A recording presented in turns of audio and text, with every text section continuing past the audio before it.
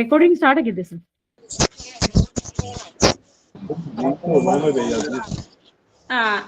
ಎಲ್ಲರಿಗೂ ಶರಣು ಶರಣಾರ್ಥಿಗಳು. ಬಸವಾದಿ ಪ್ರಮಥರನ್ನ ಎಣ್ಣ ಹೃಣ್ಮಂದಿರದಲ್ಲಿ ಸ್ಮರಿಸುತ್ತಾ ವಚನ ಅಧ್ಯಯನ ವೇದಿಕೆ ಗೂಗಲ್ ಮೀಟ್ ಕಾರ್ಯಕ್ರಮಕ್ಕೆ ನಾಡಿನ ಸಮಸ್ತ ಜನರಿಗೆ ನಾನು ಸ್ವಾಗತವನ್ನು ಕೋರುತ್ತಾ, ಇಂದು ಬಸವ ಅಂತಾರಾಷ್ಟ್ರೀಯ ತಿಳುವಳಿಕೆ ಹಾಗೂ ಸಂಶೋಧನಾ ಕೇಂದ್ರ ಪುಣೆ ವಚನ ಅಧ್ಯಯನ ವೇದಿಕೆ ಹಾಗೂ ಅಕ್ಕನ ಅರಿವು ಬಳಗದ ಸಂಯುಕ್ತ ಆಶ್ರಯದಲ್ಲಿ ಶರಣ ಗಂಗಾಧರ್ ಸಾಲಕ್ಕಿ ವಿಜಯಪುರ್ ಅವರ ತಂದೆ ಲಿಂಗೈಕ್ಯ ಬಸಪ್ಪ ಗಂಗಪ್ಪ ಸಾಲಕ್ಕೆ, ತಾಯಿ ಶ್ರೀಮತಿ ನಂದವ್ವ ಬಸಪ್ಪ ಸಾಲಕ್ಕೆ ವಿಜಯಪುರ್ ದೇವರ ಹಿಪ್ಪರಗಿ ಇವರ ಹೆಸರಿನ ದತ್ತಿ ಉಪನ್ಯಾಸ ಅಂಗವಾಗಿ ಇವತ್ತು ಲಿಂಗ ಅರಿವಿನ ಕುರುಹು ಅಂತಕ್ಕಂತಹ ವಿಚಾರವನ್ನು ಕುರಿತು ಸಾಮೂಹಿಕ ಚಿಂತನೆ ಮತ್ತು ಸಂವಾದ ಕಾರ್ಯಕ್ರಮವನ್ನ ಆಯೋಜಿಸಲಾಗಿದ್ದು, ಅರಿವೇ ಗುರು ಆಚಾರವೇ ಲಿಂಗ ಅನುಭವವೇ ಜಂಗಮ ಶರಣ ಮಾರ್ಗದ ತತ್ವ ಸಿದ್ಧಾಂತ, ಈ ವಿಚಾರ ಅಂದ್ರೆ ವಿಷಯ ಲಿಂಗ ಅರಿವಿನ ಕುರುಹು. ಈ ಒಂದು ವಿಚಾರವಾಗಿ ಅನುಭವವನ್ನು ನೀಡಲಿದ್ದಾರೆ ಡಾಕ್ಟರ್ ಸೋಮನಾಥ್ ಯಾಳ್ವಾರ್, ವಿಶ್ರಾಂತ ಪ್ರಾಧ್ಯಾಪಕರು, ಸರ್ಕಾರಿ ಪದವಿ ಕಾಲೇಜು ಹುಮ್ನಾಬಾದ್ ಬೀದರ್. ಈ ಒಂದು ವಿಚಾರವನ್ನ ನಾವು ಮಾತನಾಡುವುದಕ್ಕಿಂತ ಪೂರ್ವದಲ್ಲಿ ಕಾರ್ಯಕ್ರಮಕ್ಕೆ ಶುಭ ಕೋರಿ ಪ್ರಾರ್ಥನೆಯನ್ನ ಗೈಯಲಿದ್ದಾರೆ ನಮ್ಮೆಲ್ಲರ ಮೆಚ್ಚಿನ ಮೃತ್ಯುಂಜಯ ಶೆಟ್ಟರ್ ಸರ್. ಕೇಳ್ತಲ್ರಿ? Yes sir. ಕೇಳ್ತಲ್ಲ.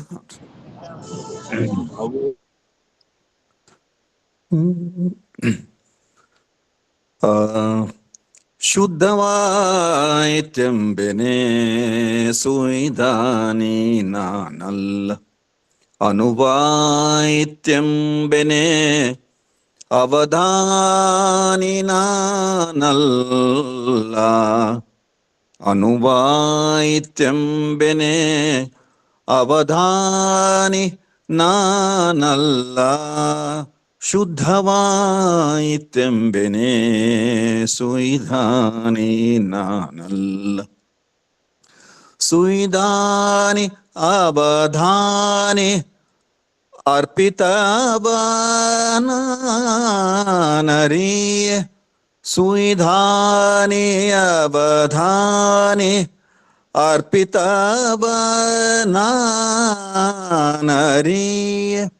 ಇದ್ದ ಪರಿಯಲ್ಲಿ ನೀಡಿದರೆ ಬಂದ ಪರಿಯಲ್ಲಿ ಕೈಕೋ ಕೂಡಲ ಸಂಗಮ ದೇವ, ಇದ್ದ ಪರಿಯಲ್ಲಿ ನೀಡಿದರೆ ಬಂದ ಪರಿಯಲ್ಲಿ ಕೈಕೋ ಕೂಡಲ ಸಂಗಮ ದೇವ, ಶುದ್ಧವಾಯಿತೆಂಬೆನೆ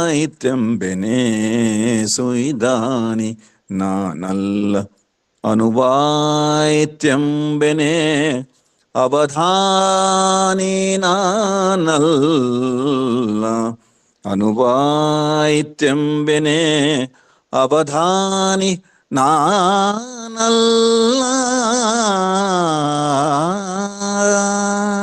ಸರ್ವರಿಗೂ ಶರಣು ಶರಣಾರ್ಥಿಗಳು.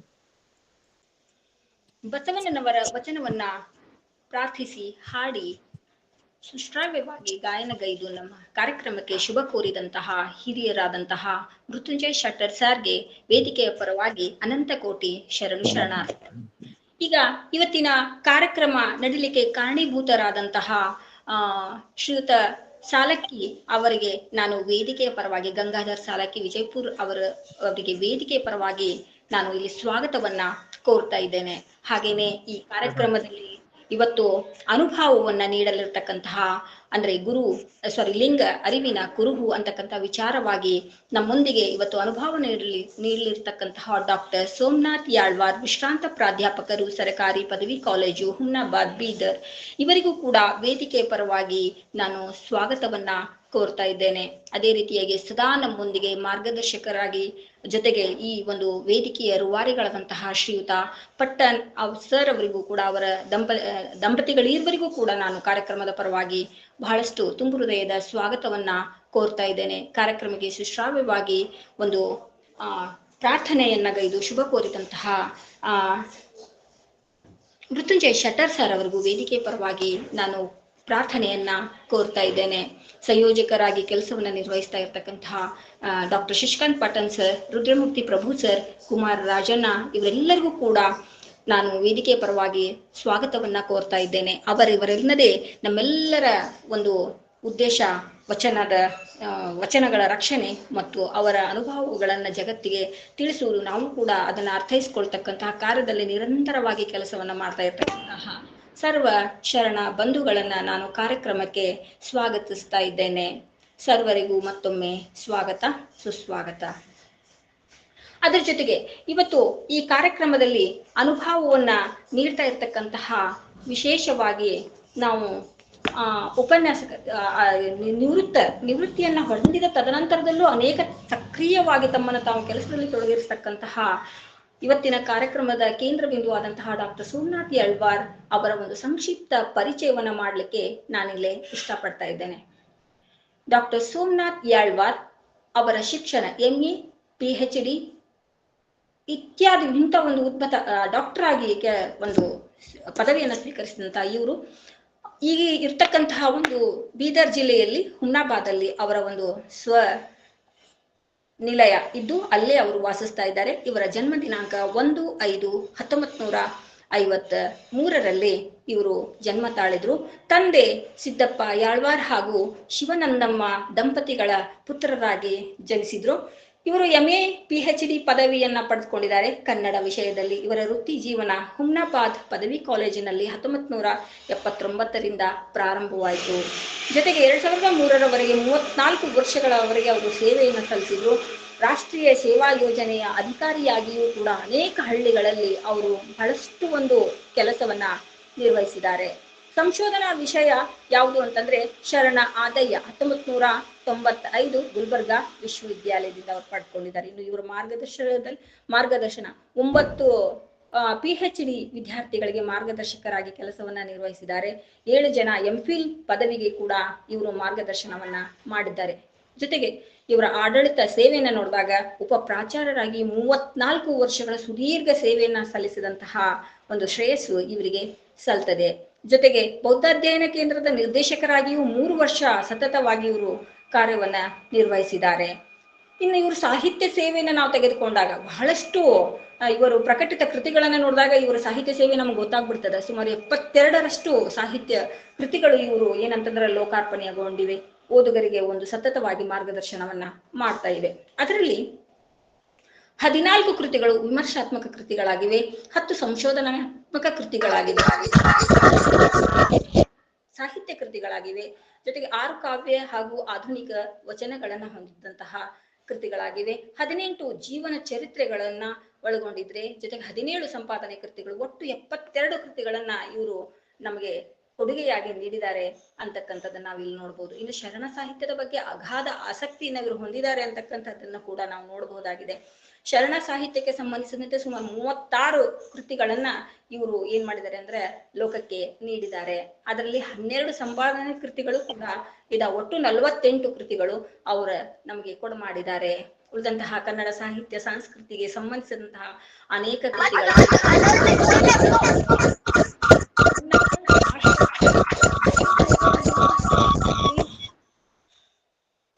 ಕನ್ನಡ ಭಾಷೆ ಶೈಕ್ಷಣಿಕ ಸೇವೆಗೆ ಸಂಬಂಧಿಸಿದಂತೆ ಇವರು ಸದಾ ಕಾರ್ಯನಿರ್ವಹಿಸ್ತಾ ಇದ್ದಾರೆ.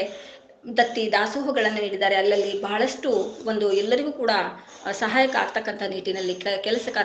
ಇವರು ಒಂದು ಏನಂತಂದ್ರೆ ಸಿಂಧುವನ್ನ ಬಿಂದುವಿನಲ್ಲಿ ಹೇಳಿದಾಗೆ ಇವರ ಪರಿಚಯ ಅಷ್ಟೊಂದು ಪರಿಚಯ ಇದೆ. ಅದೆಲ್ಲವನ್ನ ಕೂಡ ಹೇಳಲಿಕ್ಕೆ ಆಗದೆ ಇದ್ರು ಕೂಡ ಇವತ್ತಿನ ಒಂದು ಸಮಯಕ್ಕೆ ಸಂದರ್ಭಕ್ಕೆ ತಕ್ಕಂತೆ ನಾನು ಕೆಲವೊಂದು ವಿಚಾರಗಳನ್ನ ತಮ್ಮೊಂದಿಗೆ ಹಂಚಿಕೊಳ್ಳಿಕ್ಕೆ ಇಷ್ಟಪಡ್ತಾ ಇದ್ದೀನಿ. ಸಾಹಿತ್ಯೇತರ ಒಂದು ಕ್ಷೇತ್ರದಲ್ಲಿ ಸಾಹಿತ್ಯದ ಸೇವೆಯನ್ನು ಹೊರತುಪಡಿಸಿ ನೋಡಿದಾಗ ರಾಷ್ಟ್ರೀಯ ಸೇವಾ ಯೋಜನೆಯ ಅಧಿಕಾರಿಗಳಾಗಿ 10 ವರ್ಷ ಗ್ರಾಮ ಮಟ್ಟದಲ್ಲಿ 8 ವಿಶೇಷ ಶಿಬಿರಗಳನ್ನ ಏರ್ಪಡಿಸಿಕೊಂಡು ಕೆಲಸವನ್ನ ನಿರ್ವಹಿಸಿದ್ದಾರೆ. ಸಾಕಷ್ಟು ಸಂಪನ್ಮೂಲ ವ್ಯಕ್ತಿಗಳು ಕೂಡ ಇವರು ಆಗಿ ಕಾರ್ಯವನ್ನ ನಿರ್ವಹಿಸಿದ್ದಾರೆ ಅಂತಕ್ಕಂಥದ್ದನ್ನ ಕೂಡ ನಾವು ನೋಡಬಹುದಾಗಿದೆ. ಇನ್ನೂ ಸಾಕಷ್ಟು ವಿಚಾರಗಳಿದಾವ. ಆದರೆ ನಾನಿಲ್ಲಿ ಸರ್ ಅವರ ಎಳ್ವಾರ್ ಸಾಹಿತ್ಯವನ್ನು ಕುರಿತಾಗಿ ಹಂಪಿ ವಿಶ್ವವಿದ್ಯಾಲಯದಲ್ಲಿ ಒಂದು MPhil ಹಾಗೂ ಗುಲ್ಬರ್ಗಾ ವಿಶ್ವವಿದ್ಯಾಲಯದಿಂದ ಒಂದು PhD ಪದವಿಯನ್ನ ಕೂಡ ಪಡ್ಕೊಂಡಿರೋದನ್ನ ನಾವಿಲ್ಲಿ ನೆನಪಿಸ್ಕೊಳ್ಳೇಬೇಕು. ಇನ್ನು ಇವರಿಗೆ ಹಲವಾರು ಇಂತಹ ಕ್ಷೇತ್ರದಲ್ಲಿ ಸಾಧನೆಯನ್ನು ಮಾಡಿದಂಥ ಇವರಿಗೆ ಹಲವಾರು ಪುರಸ್ಕಾರಗಳು ಕೂಡ ಲಭ್ಯವಾಗಿರೋದನ್ನ ನಾವು ನೋಡಬಹುದಾಗಿದೆ. ಗುಲ್ಬರ್ಗಾ ಜಿಲ್ಲೆಯ ಶರಣ ಸಾಹಿತ್ಯ ಸಮ್ಮೇಳನದ ಅಧ್ಯಕ್ಷತೆಯನ್ನ ಇವರು ವಹಿಸಿಕೊಂಡಿದ್ರು. ಜೊತೆಗೆ ಬೀದರ್ ಜಿಲ್ಲೆಯ ಕನ್ನಡ ಸಾಹಿತ್ಯ ಸಮ್ಮೇಳನದ ಸರ್ವಾಧ್ಯಕ್ಷತೆಯನ್ನು ಕೂಡ ಇವರು ವಹಿಸಿಕೊಂಡಿದ್ದಾರೆ. ಅನುಭವ ಮಂಟಪದ ಪುರಸ್ಕಾರ ಕೂಡ ಇವರಿಗೆ ಲಭ್ಯವಾಗಿದೆ. ಗುಲ್ಬರ್ಗಾ ವಿಶ್ವವಿದ್ಯಾಲಯದಿಂದ ಕನ್ನಡ ರಾಜ್ಯೋತ್ಸವ ಪ್ರಶಸ್ತಿಯನ್ನ ಕೂಡ ಇವರು ತಮಗೆ ಭಾಜನರಾಗಿಸಿಕೊಂಡಿದ್ದಾರೆ. ಇಂಥ ಹಲವಾರು ಸಾಧನೆಯನ್ನು ಮಾಡಿದಂತಹ ಶ್ರೀಯುತರು ಇವತ್ತು ನಮ್ಮೊಂದಿಗೆ ಇದ್ದಾರೆ ಅಂದ್ರೆ ನಿಜವಾಗ್ಲೂ ನಮಗೊಂದು ಹೆಮ್ಮೆಯ ವಿಚಾರಣೆ ಅಂತ ಹೇಳ್ಬಹುದು. ಹೀಗೇನೆ ಇವತ್ತಿನ ಈ ದತ್ತಿ ಕಾರ್ಯಕ್ರಮಕ್ಕೆ ಕಾರಣೀಭೂತರಾದಂತಹ ದಾಸೋಹಿಗಳು ಅವರ ಒಂದು ಪರಿಚಯವನ್ನು ಕೂಡ ನಾನು ಡಾಕ್ಟರ್ ಗಂಗಾಧರ್ ಸರ್ ಸಾಲಕ್ಕಿ ಅವರ ಒಂದು ಪರಿಚಯವನ್ನು ನಾನು ನಿಮ್ಗೆ ಹೇಳಬೇಕೆ ಇಷ್ಟಪಡ್ತಾ ಇದ್ದೀನಿ ಒಂದು ಸಂಕ್ಷಿಪ್ತವಾಗಿ. 1952 ಜೂನ್ 1 ದೇವರ ಹಿಪ್ಪರಿಗೆಯಲ್ಲಿ ಸುಪ್ರಸಿದ್ಧ ಸಾಲಕ್ಕಿ ಮನೆತನದಲ್ಲಿ ಜನಿಸಿದಂತಹ ಗಂಗಾಧರ್ ಸಾಲಕ್ಕಿ ಅವರು ತಮ್ಮ ಪ್ರಾಥಮಿಕ ಮಾಧ್ಯಮಿಕ ಶಿಕ್ಷಣ ಹುಟ್ಟೂರಿನಲ್ಲೇ ಮುಗಿಸಿದ್ರು. BSc ಪದವಿಯನ್ನ ವಿಜಯಪುರ KCP ವಿಜ್ಞಾನ ಮಹಾವಿದ್ಯಾಲಯದಲ್ಲಿ ಮುಗಿಸಿ ಬಳಿಕ ಅವರು ದೂರವಾಣಿ ಇಲಾಖೆಯಲ್ಲಿ ತಮ್ಮ ಸೇವೆಯನ್ನ ಆರಂಭಿಸಿದ್ರು. ಟೆಲಿಕಾಂ ಹಾಗೂ BSNL ನಲ್ಲಿ 37 ವರ್ಷ ಸುದೀರ್ಘ ಸೇವೆಯನ್ನ ಗೈದು 2012 ಮೇ 31 ಅವರು ನಿವೃತ್ತಿಯನ್ನು ಹೊಂದುತ್ತಾರೆ. ಅವರ ಸೇವಾ ಅವಧಿಯಲ್ಲಿ ದೂರವಾಣಿ ನೌಕರರ ಸಂಘಟನೆಗಳನ್ನು ಗುರುತಿಸಿಕೊಂಡಿದ್ರು. ಇವರು ಜಿಲ್ಲೆ, ರಾಜ್ಯ, ರಾಷ್ಟ್ರ ಮಟ್ಟದಲ್ಲಿ ವಿವಿಧ ಹುದ್ದೆಗಳಲ್ಲಿ ಕಾರ್ಯವನ್ನ ನಿರ್ವಹಿಸಿದ್ದಾರೆ ಅಂತಕ್ಕಂಥದ್ದನ್ನು ಹೇಳಲಿಕ್ಕೆ ಬಹಳಷ್ಟು ಹೆಮ್ಮೆ ಆಗ್ತದೆ. 2007 2012 ದಿಲ್ಲಿಯಲ್ಲಿ ಹೆಚ್ಚಿನ ವಾಸ್ತವ್ಯ ಮಾಡಿದ ಅವರು 2003 ಸರ್ಕಾರದ ಭಾರತ ಸಂಚಾರ ಸಾರಥಿ ಪ್ರಶಸ್ತಿಗೆ ಕೂಡ ಭಾಜನರಾಗ್ತಾರೆ. ಇದು ನಮಗೆಲ್ಲರಿಗೂ ಕೂಡ ಒಂದು ಹೆಮ್ಮೆಯ ವಿಚಾರ. ಇವತ್ತು ಅವರು ನಮ್ಮ ಪತ್ನಿಯಾದಂತಹ ಪ್ರಮೀಳಾ ಅವರೊಂದಿಗೆ ತಮ್ಮ ದಾಂಪತ್ಯ ಜೀವನ ಮಕ್ಕಳೊಂದಿಗೆ ಉತ್ತಮವಾದಂತಹ ಶ್ರೇಷ್ಠವಾದಂತಹ ದಾಂಪತ್ಯ ಜೀವನ ನಿರ್ವಹಿಸ್ತಾ ಇದ್ದಾರೆ ಅಂತ ಹೇಳಲಿಕ್ಕೆ ನಂಗೆ ತುಂಬಾ ಹೆಮ್ಮೆ ಆಗ್ತದೆ. ಹಾಗಿದ್ರೆ ಇವರೆಲ್ಲರನ್ನ ಕೂಡ ಮತ್ತೊಮ್ಮೆ ವೇದಿಕೆಯ ಪರವಾಗಿ ನಾನು ತುಂಬು ಹೃದಯದ ಸ್ವಾಗತವನ್ನ ಕೋರ್ತಾ ತಡ ಮಾಡದೆ ನಾವು ಈಗ ಉಪನ್ಯಾಸದ ಕಡೆಗೆ ಒಂದು ಚರ್ಚೆಯ ಕಡೆಗೆ ಭಾಗಿಯಾಗೋಣ. ಆ ಮಾತುಗಳಿಗೆ ಕಿವಿಯಾಗೋಣ. ಇಂದಿನ ವಿಷಯ ಲಿಂಗ ಅರಿವಿನ ಕುರುಹು. ಅನುಭವವನ್ನು ನೀಡಲಿದ್ದಾರೆ ಡಾಕ್ಟರ್ ಸೋಮನಾಥ್ ಯಾಳ್ವಾರ್, ವಿಶ್ರಾಂತ ಪ್ರಾಧ್ಯಾಪಕರು, ಸರ್ಕಾರಿ ಪದವಿ ಕಾಲೇಜು, ಹುಮ್ನಾಬಾದ್, ಬೀದರ್ ಅವರಿಂದ. ಸರ್, ವೇದಿಕೆ ತಮಗಾಗಿ ತೆರವು.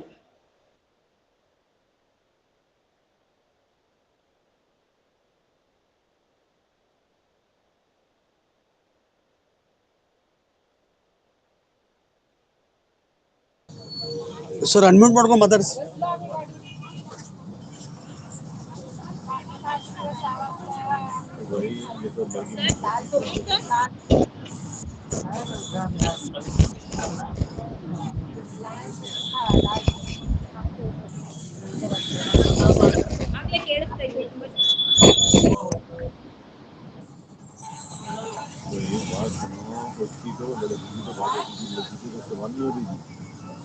ಯಾವ ಸರ್ ನಿಮ್ಮ ಮೈಕ್ ಅನ್ಮ್ಯೂಟ್ ಮಾಡ್ಕೊಂಡು ಸ್ಟಾರ್ಟ್ ಮಾಡಿ ಸರ್.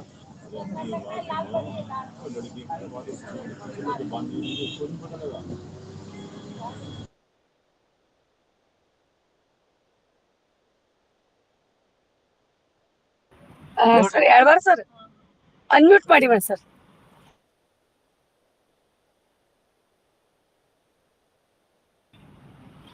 ಅನ್ಮ್ಯೂಟ್ ಮಾಡ್ಲಿಕ್ಕೆ ತೊಂದರೆ ಆಗ್ತಾರೆ. ಎಕ್ಸಿಟ್ ಆಗಿ ರೀಜಾಯಿನ್ ಆಗಿ ನೋಡಿ ಸರ್.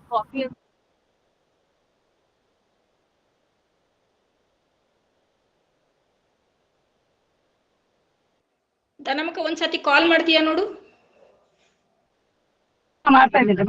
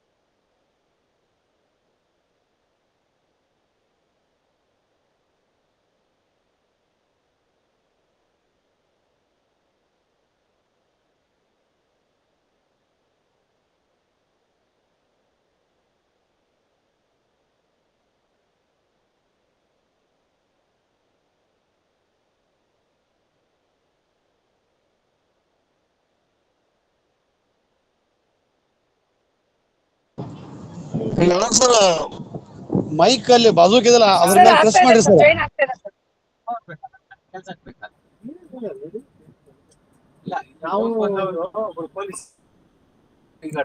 ಹೇಳ್ಬಾರ ಸರ್. ಸರ್ ಅಲ್ಲಿ ಕೆಳಗಡೆ ಅನ್ಮ್ಯೂಟ್ ಮಾಡಿ ಸರ್.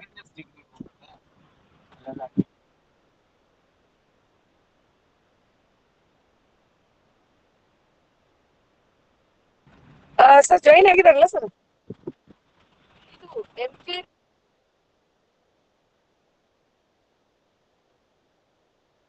ಚಿಕ್ಕಮಗಳೂರು ಯಾವ ಸರ್?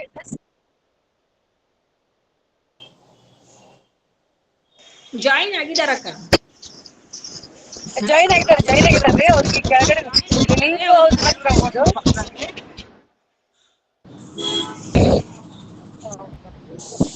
ಯಾವ ಸರ್ ಯಾವ ಸರ್? ಅದು ತಪ್ಪು.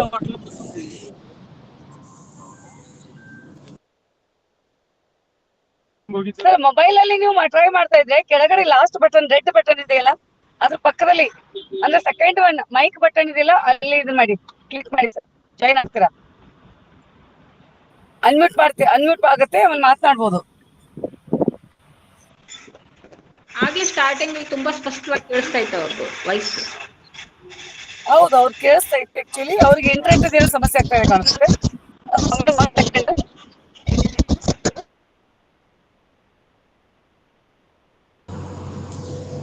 ಅಲ್ಲಿವರೆಗೆ ನಾನು ಪ್ರಸ್ತಾವನೆಯನ್ನು ಮಾಡ್ತೀನಿ.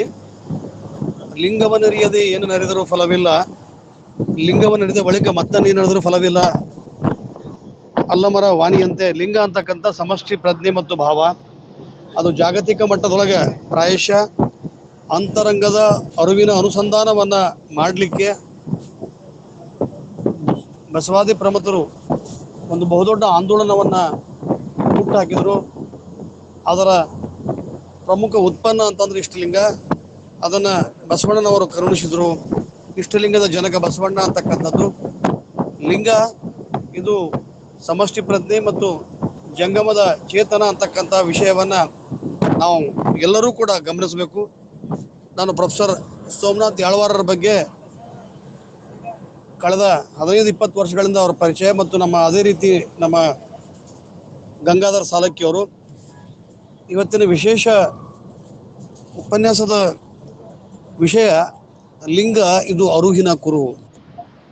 ಅರುಹನ ಅರಿಯಲೆಂದು ಗುರು ಕೊಟ್ಟ ಕುರುಹ, ಕುರುಹ ನೀಡಿದು ಅರುಹ ಮರೆತ ಕುರುಬನ ನೋಡ ಗೋಶ್ವರ ಅಂತಕ್ಕಂಥ ಮಾತನ್ನ ಅಲ್ಲಮರು ಹೇಳಿದಾಗ, ಲಿಂಗ ಮಾಡುವಂತಿರಬೇಕು, ಮಾಡದಂತಿರಬೇಕು, ಮಾಡುವ ಮಾಟದೊಳಗೆ ತಾನಿಲ್ಲದಂತಿರಬೇಕು, ಕೂಡನ ಸಂಗನ ಶರಣರ ನೆನೆಯುತ್ತ ನೆನೆಯದಂತಿರಬೇಕು ಅಂತಕ್ಕಂಥ ಒಂದು ಉದಾತ್ತೀಕರಣದ ಪರಿಕಲ್ಪನೆ ವಿಚಾರವನ್ನ ಶರಣರು ಹೇಳಿದ್ದಾರೆ. ಲಿಂಗ ಇದು ಅರುಹಿನ ಕುರುಹು. ಇದನ್ನ ಭೌತಿಕ ವಸ್ತುವನ್ನಾಗಿ ಕಾಣದೆ ಲಿಂಗ ಆಯತ, ಸ್ಥೂಲ, ಸೂಕ್ಷ್ಮ ಮತ್ತು ಕಾರಣಗಳ ಒಂದು ಕೇಂದ್ರ ಬಿಂದು ಅಂತಂದ್ರೆ ಅದು ಇಷ್ಟಲಿಂಗ. ಇಷ್ಟಲಿಂಗವನ್ನ ನಾವು ಪೂಜಾ ಉಪಾಧಿಕ ವಸ್ತುಗಳನ್ನಾಗಿ ಬಳಸಿದಾಗ ಬಹುಶಃ ಎಲ್ಲಿಯೋ ಒಂದು ಹಂತಕ್ಕೆ ಲಿಂಗ ತತ್ವ ಅಥವಾ ಲಿಂಗ ಸೋತು ಹೋಗ್ಬಿಡುತ್ತೆ. ಬಹಳ ಜನ ಲಿಂಗವನ್ನು ಜಡವನ್ನಾಗಿ ಕೊಳ್ಳ ಕಟ್ಕೋಬೇಕು, ಲಿಂಗ ಯೋಗ ಮಾಡಬೇಕು. ಅದರ ಲಿಂಗ ಅಂತಕ್ಕಂಥ ಒಂದು ಬಹುದೊಡ್ಡ ಪರಿಕಲ್ಪನೆ, ಅದನ್ನು ನಾವು ತಿಳ್ಕೊಳ್ತಕ್ಕಂಥ ಅನುಸಂಧಾನ. ನಾನು ಈ ಬ್ರಹ್ಮಾಂಡದ ಜೊತೆಗೆ ಸಮಷ್ಟಿಯ ಜೊತೆಗೆ ನಿರಂತರವಾಗಿ ಒಡನಾಟ ಇಟ್ಟುಕೊಂಡು ಅನುಸಂಧಾನ ಮಾಡ್ತೀನಿ ಅಂತಕ್ಕಂಥ ಒಂದು ವಿಷಯವನ್ನ ನಾವು ಖಂಡಿತ ಮರೆಯಬಾರ್ದು. ಈ ಹಿನ್ನೆಲೆಯೊಳಗೆ ಪ್ರೊಫೆಸರ್ ಸೋಮನಾಥ್ ಯಾಳವಾರ್ ಅವರು ಬಹಳ ದೊಡ್ಡ ಸಾಹಿತಿಗಳು, ಸಂಶೋಧಕರು, ವಿಚಾರವಂತರು. ನಿರಂತರವಾಗಿ ಈ ವಚನ ಚಳುವಳಿಯೊಳಗೆ ತಮ್ಮನ್ನು ತೊಡಗಿಸಿಕೊಂಡು ಆ ಲಿಂಗ ತತ್ವವನ್ನ ಬೆಳೆಸ್ತಕ್ಕಂಥ ಕಾರ್ಯದೊಳಗೆ ಮಾಡ್ತಾ ಇದ್ದಾರೆ. ಅಷ್ಟಾವರಣದೊಳಗೆ ನಾವು ಹಲೋ ಸರ್, ಕೇಳ್ತದ ಸೌಂಡು? ಮಾತಾಡಿ ಸರ್, ಕಂಟಿನ್ಯೂ ಮಾಡಿ ಸರ್, ಮಾತಾಡಿ ಪ್ಲೀಸ್. ಸರ್ವರಿಗೂ ಶರಣಾರ್ಥಿ. ಸರ್ ಕೇಳ್ತದ ಸೌಂಡು? ಕ್ಲಿಯರ್ ಮಾತಾಡಿ ಸರ್. ಹಲೋ ಸರ್ ಕೇಳ್ತಾ ಇದೆ ಸರ್. ಶರಣಾರ್ಥಿ ಎಲ್ಲರಿಗೂ. ಶರಣಾರ್ಥಿ ಸರ್, ಮಾತಾಡಿ. ಇದು ಬ್ಯೂಟು ಇದು ಅದನ್ನು ನೀವು ನೋಡ್ಕೋಬೇಕಂದ್ರೆ ನನಗೂ ಗೊತ್ತಿಲ್ಲ. ಇಲ್ಲ ಕೇಳ್ತಾ ಇದೆ, ಮಾತಾಡಿ ಸರ್. ಕ್ಲಿಯರ್ ಇದೆ, ಮಾತಾಡಿ. ಚಲೋ ಕೇಳಿಸ್ತಾ ಇದೆ ಚಲೋ ಸರ್, ಕೇಳಿಸ್ತಾ ಇದೆ, ಮಾತಾಡಿ. ಕಾಣ್ತದಲ್ಲ ಮತ್ತೆ ಇಲ್ಲಂದಲ್ಲ ಇದು ವಾಯ್ಸ್ ಕ್ಲಿಯರ್ ಇದೆ, ಕ್ಲಿಯರ್ ಇದೆ, ಸಮಸ್ಯೆ ಇಲ್ಲ. ಸರ್ ಈಗ ಮ್ಯೂಟ್ ಬಗ್ಗೆ ನೋಡ್ಬೇಡಿ ಸರ್, ಈಗ ಜಸ್ಟ್ ಮಾತಾಡಿ sir. ಹಾ ಇದು ಟರ್ನ್ ಅಪ್ ಸರ್, ತಮ್ಮ ವಾಯ್ಸ್ ಕೇಳಿಸ್ತಾ ಇದೆ ಎಳವರ್ ಸರ್? ಎಳವರ್ ಸರ್ ಕೇಳ್ತಾ ಇದೆ, ಮಾತಾಡಿ ಸರ್.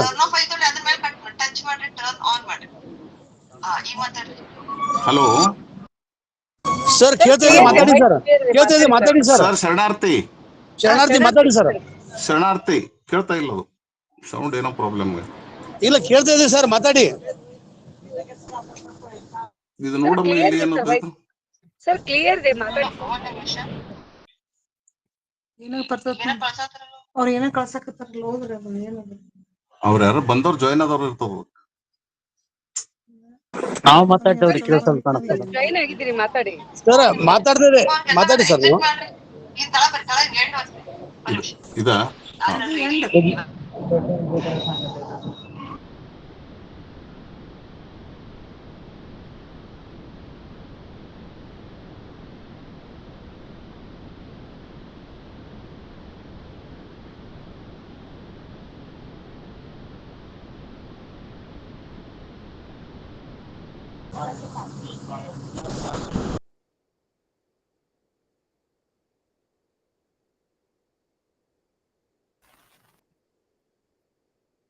ಸರ್ ಅನ್ಮ್ಯೂಟ್ ಟ್ರೈ ಮಾಡ್ರಿ ಸರ್. ಸರ್ ಶಾರ್ಟ್ ಮಾಡಿ ಸರ್.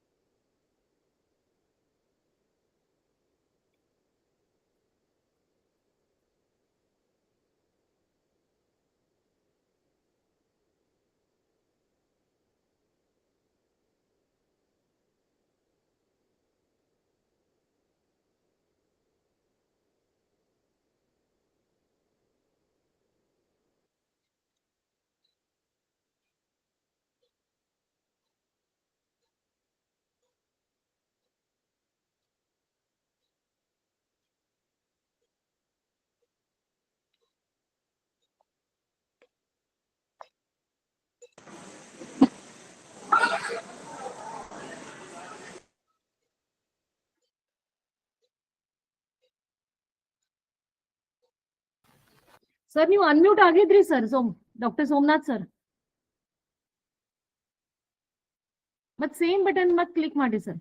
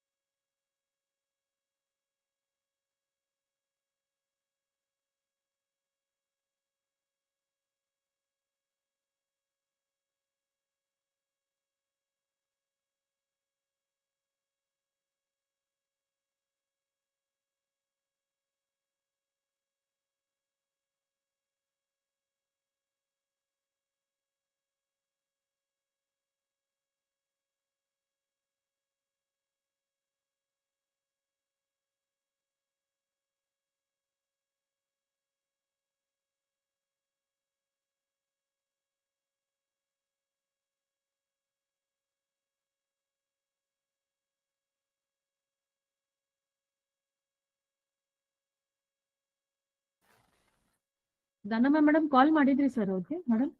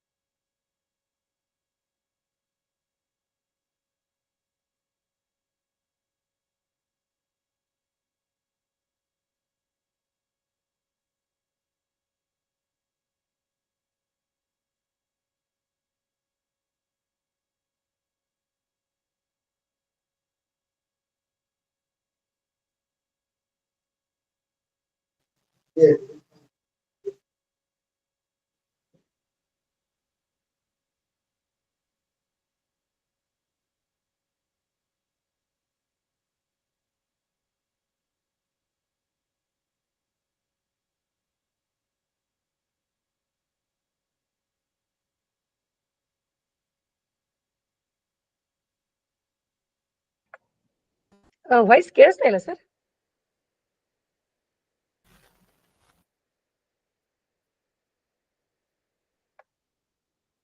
ಯಾವ ಸರ್? ಅನ್ಮ್ಯೂಟ್ ಆಗಿಲ್ಲ ಅವ್ರಿನ್ನ. ಇಲ್ಲ ಬಂದಾರ ಮೇಡಮ್, ಹೋಗಿ ಅಲ್ಲೇ ಹೇಳಿದೀನಿ ಅವ್ರಿಗೆ ಸರ್, ಫೋನ್ ಮಾಡಿದ್ದೆ, ಮಾತಾಡಿದೀನಿ. ಜಾಯಿನ್ ಆಗಿದಾರ. 2 ನಂಬರ್ ಇದಾವ ನೋಡು. 2 ನಂಬರ್ ಇದಾವ ಅವ್ರದ್ದೇ. ಬಟ್ ಅದೇ ಅದನ್ನು ಹೇಳಿದೀನಿ ಮೇಡಮ್ ಅವ್ರಿಗೆ. ಸರ್ ಯಾವ ಸರ್ ಏನ್ ಸಮಸ್ಯೆ ಆಗ್ತಾ ಇದೆ, ಸ್ವಲ್ಪ ನಂಗೆ ಮೆಸೇಜ್ ಆದ್ರೂ ಹಾಕಿ, ಇಲ್ಲ ಫೋನ್ ಕಾಲ್ ಆದ್ರೂ ಅಟೆಂಡ್ ಮಾಡಿ sir please. Except red button, all buttons click ಮಾಡಿ ಅಂತ ಹೇಳಿದ್ವಿ ಅವ್ರಿಗೆ ಕೆಳಗೆ. ಅಂದ್ರೆ ವಿಡಿಯೋ ಆಡಿಯೋ ಎಲ್ಲ ಸ್ಟಾರ್ಟ್ ಆಗ್ತೈತಿ. Yes ma'am. ಆಕ್ಚುಲಿ ಮೊನ್ನೆ ಕೇಳಿದೆ ನಾನು ಸರ್ಗೆ. ಸರ್ ಹಲೋ ಹಲೋ ಕೇಳಿಸ್ತಾ ಇದೆ ಸರ್ ಸರ್? ಕೇಳ್ತಾ ಇದೆ, ಮಾತಾಡಿ ಸರ್. ಈಗ ಅವ್ರದೇ ಸೌಂಡ್ ಕೇಳ್ತಾ ಇಲ್ಲ ಸಿನು. ಸರ್ ನಿಮ್ಮಲ್ಲಿ ಮ್ಯೂಟ್ ಆಗಿದೆ ನೋಡಿ, ಸೌಂಡ್ ಅಲ್ಲಿ ನಿಮ್ಗೆ ಕೆಳಗಡೆ ಇಲ್ಲೇ ಮ್ಯೂಟ್ ಏನೋ ಮಾಡಿದ್ರೆ ಪ್ರಾಬ್ಲಮ್ ಇದೆ. ನಮ್ ಸೌಂಡ್ ನಿಮಗೆ ಕೇಳಿಸಲ್ಲ ಸರ್. ಅದೇನಿಲ್ಲ, ಇದು ಏನ್ ಕೇಳಿದ್ದು? ಇದು ಆನ್ ಆಗ್ಯದಲ್ಲ.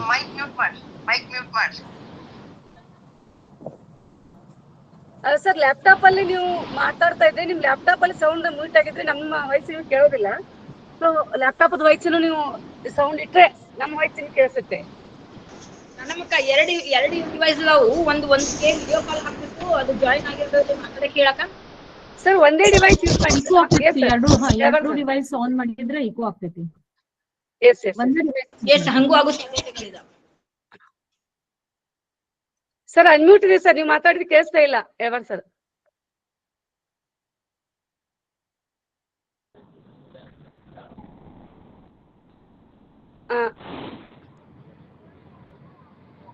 ಸರ್ ಯಾವಾಗ ಸರ್? ಐ ಥಿಂಕ್ ನಮ್ದು ಅಲ್ಲ ಮ್ಯೂಟ್ ತೆಗೆದಿದ್ದಾರೆ, ಅನ್ಮ್ಯೂಟ್ ಆಗಿದೆ ಈಗ. ಮಾತಾಡಿ ಹಲೋ ಮಾತಾಡಿ. ಹಲೋ ಕೇಳಿಸ್ತಾ ಇದೆ ಸರ್ ಮಾತಾಡಿ ಸರ್, ಕೇಳ್ತಾ ಇದೆ. ಸರ್ ಕೇಳಿಸ್ತಾ ಇದೆ, ಮಾತಾಡ್ರಿ. ಅದೇ ಅವ್ರ ಸೌಂಡ ಕೇಳಲ್ಲ ನನಗ. Please continue. ನಾನು ಕಾಲ್ ಮಾಡಿ ಹೇಳ್ಬಿಡ್ತೇನೆ ಇಲ್ಲಿ ಇನ್ನೊಂದ್ಸಲ ಅವ್ರಿಗೆ.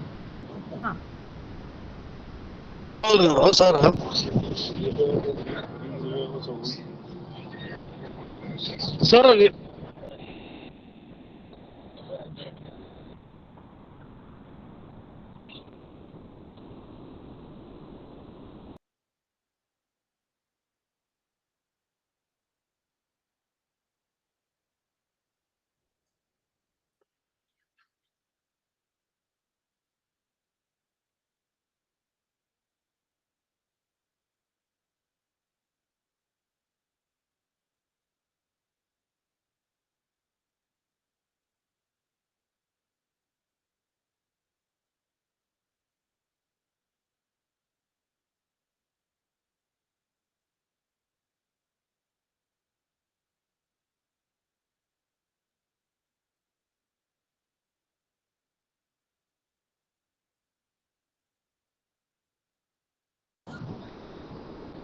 ಸರ್ ಅನ್ಮ್ಯೂಟ್ ಮಾಡಿ ಮಾತಾಡಿ.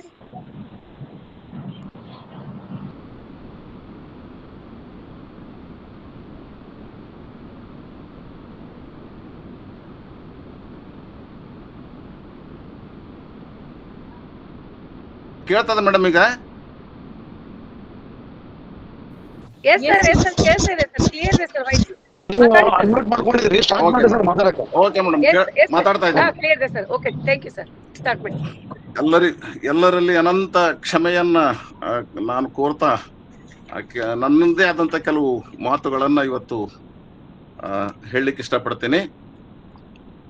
ಸಾಮಾನ್ಯವಾಗಿ ನಾವು ನೀವೆಲ್ಲ ಅರ್ಥ ಮಾಡಿಕೊಂಡಂಗೆ ಶರಣರ ವಿಚಾರಗಳು ಕೇವಲ ವಿಚಾರಗಳಲ್ಲ, ಅವರ ವಚನಗಳಲ್ಲಿ, ಮಾತುಗಳಲ್ಲಿ ಅನುಮಾನ, ಚರ್ಚೆ, ಸಂವಾದ, ಪ್ರಶ್ನೆಗಳಷ್ಟೇ ಇಲ್ಲ.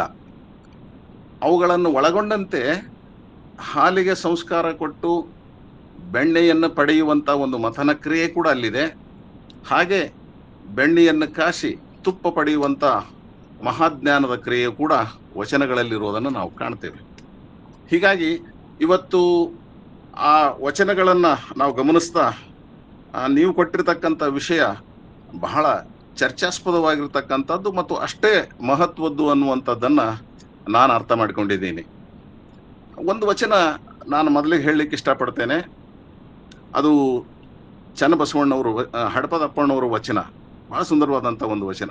ತನ್ನ ತಾನರಿಯದೆ, ತನ್ನ ತಾ ನೋಡದೆ, ತನ್ನ ತಾ ನುಡಿಯದೆ, ಅನ್ಯರ ಸುದ್ದಿಯ ನುಡಿದಾಡುವ ಕುನ್ನಿಗಳಿಗೆ ಗುರುವಿಲ್ಲ, ಲಿಂಗವಿಲ್ಲ, ಜಂಗಮವಿಲ್ಲ, ಪಾದೋದಕವಿಲ್ಲ, ಪ್ರಸಾದವಿಲ್ಲ, ಅವನು ಸರ್ವಾಪರಾಧಿ, ಅವನ ಮುಖವ ನೋಡಲಾಗದು, ಬಸವಪ್ರಿಯ ಕೂಡಲ ಚೆನ್ನ ಬಸವಣ್ಣ ಅಂತ ಹಡಪದಪ್ಪಣ್ಣವರು ಹೇಳುವಂತ ಮಾತು.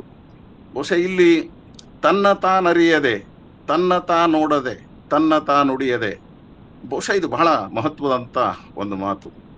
ಈ ವಚನವನ್ನ ಅನ್ವಯಿಸಿಕೊಂಡೇ ನಾವು ಬಹುಶಃ ಲಿಂಗ ಅರಿವಿನ ಕುರುಹು ಅನ್ನೋದನ್ನ ನಾವು ಅರ್ಥ ಮಾಡ್ಕೊಳ್ಳಿಕ್ಕೆ ಪ್ರಯತ್ನ ಮಾಡಬೇಕು ಅನ್ನುವಂಥದ್ದನ್ನ ನಾನು ಹೇಳಲಿಕ್ಕೆ ಇಷ್ಟಪಡ್ತೇನೆ.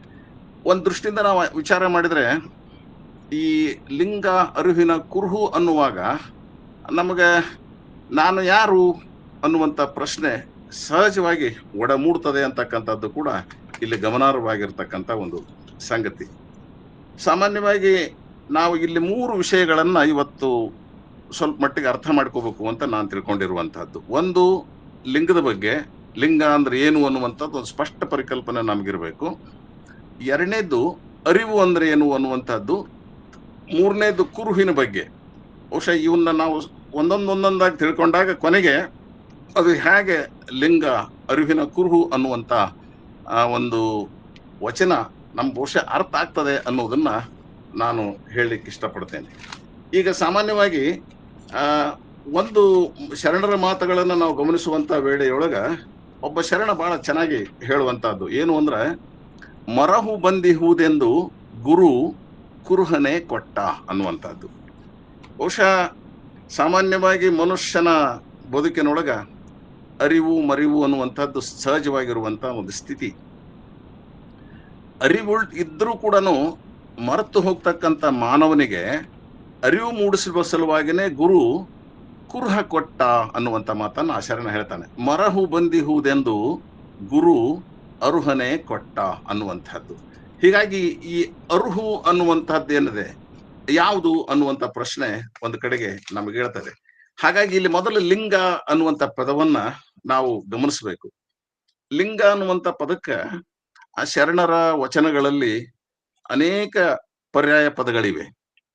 ಪರವಸ್ತು ಅನ್ನುವಂಥ ಪದವನ್ನ ನಾವು ಕಾಣ್ತೇವೆ. ಆ ಚಿದ್ ಬಯಲು ಅನ್ನುವಂಥ ಪದವನ್ನ ಕಾಣ್ತೇವೆ. ಲಿಂಗ ಅನ್ನುವಂಥದ್ದನ್ನ ಸಾಮಾನ್ಯವಾಗಿ ಗುರುತಿಸ್ತೇವೆ. ಸಾಮಾನ್ಯವಾಗಿ ಇವು ಎಲ್ಲಾ ಪದಗಳ ಒಂದು ದೃಷ್ಟಿಯನ್ನ ನಾವು ಸಾಮಾನ್ಯವಾಗಿ ಆ ಶರಣರ ವಚನಗಳಲ್ಲಿ ನೋಡ್ತೇವೆ. ಆದ್ರೆ ಇದ್ರ ಜೊತೆಗೆ ವಚನಗಳಲ್ಲಿ ಲಿಂಗ ಅನ್ನುವಂಥ ಪದಕ್ಕ 3 ಅರ್ಥಗಳನ್ನ ನಾವು ಗುರುತಿಸ್ಲಿಕ್ಕೆ ಸಾಧ್ಯತೆ ಇದೆ. ಏನವು 3 ಅರ್ಥಗಳು ಅಂತಂದ್ರೆ, ಒಂದು, ಗುಡಿಯಲ್ಲಿರ್ತಕ್ಕಂತಹ ಅಥವಾ ತೀರ್ಥಕ್ಷೇತ್ರಗಳಲ್ಲಿರುವಂತ ಸ್ಥಾವರ ಲಿಂಗಕ್ಕೂ ಲಿಂಗ ಅಂತ ಬಳಸ್ತಾರೆ.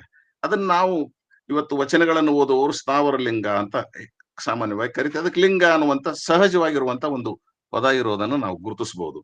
ಇನ್ನು ಎರಡನೇದೇನು ಅಂತಂದ್ರೆ ಸದಾ ಮೈಮೇಲೆ ಧರಿಸುವಂತಹ ಮತ್ತು ಕರಸ್ಥಲದಲ್ಲಿ ಅರ್ಚಿಸುವಂತಹ ಇಷ್ಟಲಿಂಗ, ಇದು ವಚನಗಳಲ್ಲಿ ಇರುವಂತಹದ್ದು. ಇನ್ನು ಮೂರನೇದು ವಿಶ್ವಾತ್ಮನಾದಂತ ಲಿಂಗ ಅಂತ. ಹೀಗಾಗಿ ವಚನಗಳಲ್ಲಿ ಲಿಂಗ ಅನ್ನುವಂತ ಪದಕ್ಕ ಈ ಮೂರು ಅರ್ಥಗಳು ಕೂಡ ನಮ್ಗೆ ಸ್ಪಷ್ಟವಾಗಿ ಗೊತ್ತಾಗ್ತವೆ. ಇನ್ನು ಮೂಲದಲ್ಲಿ ಲಿಂಗ ಅನ್ನುವಂತ ಪದಕ್ಕ ಚಿಹ್ನೆ ಅಥವಾ ಲಕ್ಷಣ ಅಥವಾ ಕುರುಹು ಅನ್ನುವಂತ ಅರ್ಥ ಇದೆ ಮೂಲದೊಳಗ. ಮೂಲಕ್ಕೆ ಹೋಗುವಂತಹದ್ದು. ಈ ಸ್ಥಾವರ ಲಿಂಗ ಕೈಲಾಸದಲ್ಲಿರುವಂತಹ ಶಿವನ ಕುರುಹು ಅಂತನೂ ಕೆಲವು ಜನ ಹೇಳ್ತಾರೆ. ಶಿವನ ಸಂಕೇತ ಅಂತನೂ ಹೇಳುವಂತದ್ದನ್ನು ನಾವಲ್ಲಿ ಗಮನಿಸ್ತೇವೆ. ಅಂದ್ರೆ ಸ್ಥಾವರ ಲಿಂಗ ಕೈಲಾಸದಲ್ಲಿರುವಂತಹ ಶಿವನ ಕುರುಹು ಅನ್ನುವಂಥದ್ದು. ಆದ್ರೆ ಇಷ್ಟಲಿಂಗ ನಿರಾಕಾರ ಪರಶಿವನ ವಿಶ್ವಾತ್ಮನ ಕುರುಹು. ಇವೆರಡಕ್ಕೂ ಇಲ್ಲೇ ಇರುವಂತಹದ್ದು ವ್ಯತ್ಯಾಸ.